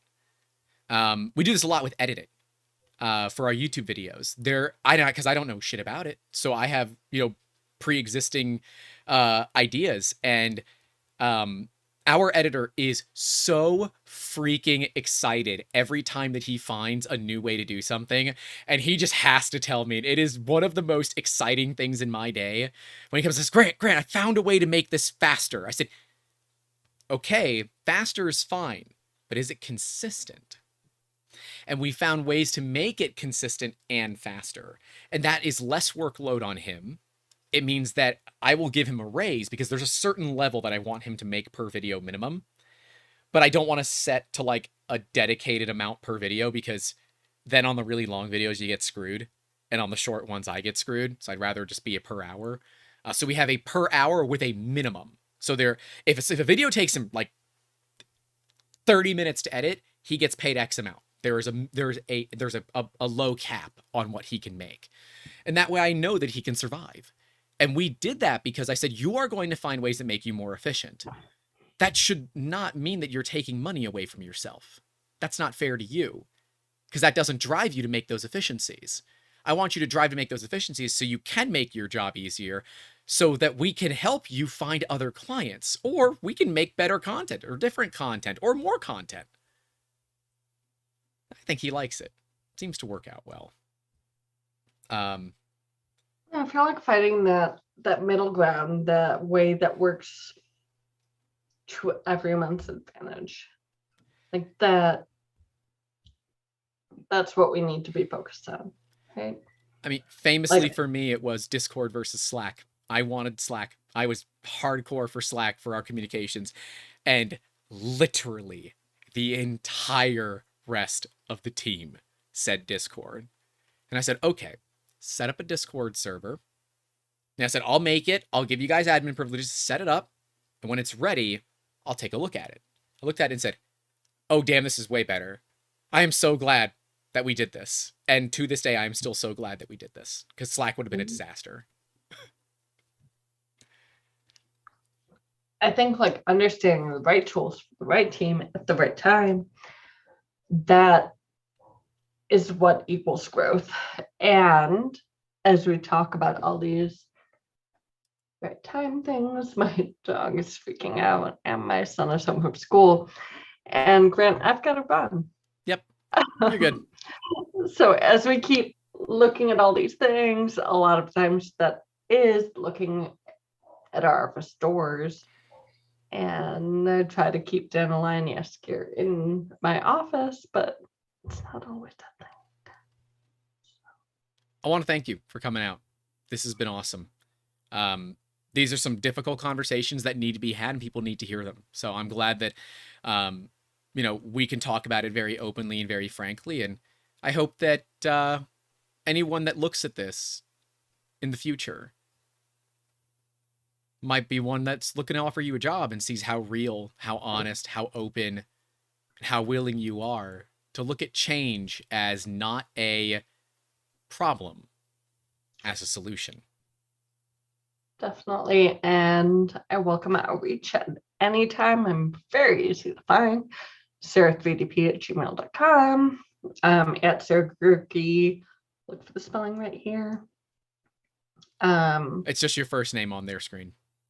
Yeah, but your name is spelled correctly in the title, so it's fine. At Sarah Goehrke from the title on LinkedIn, on Instagram, on Twitter, any of those things. I use Twitter and LinkedIn the most on all of those, but easily found at any point through Grant, through 3D Musketeers, through all of these things. And I'm going to run now because Go ahead. But we'll be talking real soon, I'm sure. And please keep paying attention to the people of your workforce. And they are what help you grow. Awesome. So thanks, Grant. Thanks to everybody joining us. And I need to go make sure nothing's on fire now. So go ahead. I'll finish up solo. Take care. Awesome. Bye-bye. All right. Solo Grant. Guys, this is obviously a difficult conversation, and that's totally fine. It's not meant to be easy. It's not meant to be fun. It's meant to be effective. And team building is one of those that is complicated. It is not as easy as people might think. And it's even harder to get people that are going to respect you and stay with you and not leave you in 2 years. Sarah is a wonderful person. I highly recommend that you all reach out to her via Twitter, LinkedIn, or if you want, just email me and I'm happy to get you guys connected. Links to all that will be in the description down below. But that's all we have for you all today. This was season 2, episode 51 of the Making Awesome podcast about team building and quite a bit about DEI as well. So stay safe out there. Don't forget to call your loved ones. And as always, keep making awesome. Have a good one. Don't forget to like the stream. See you later.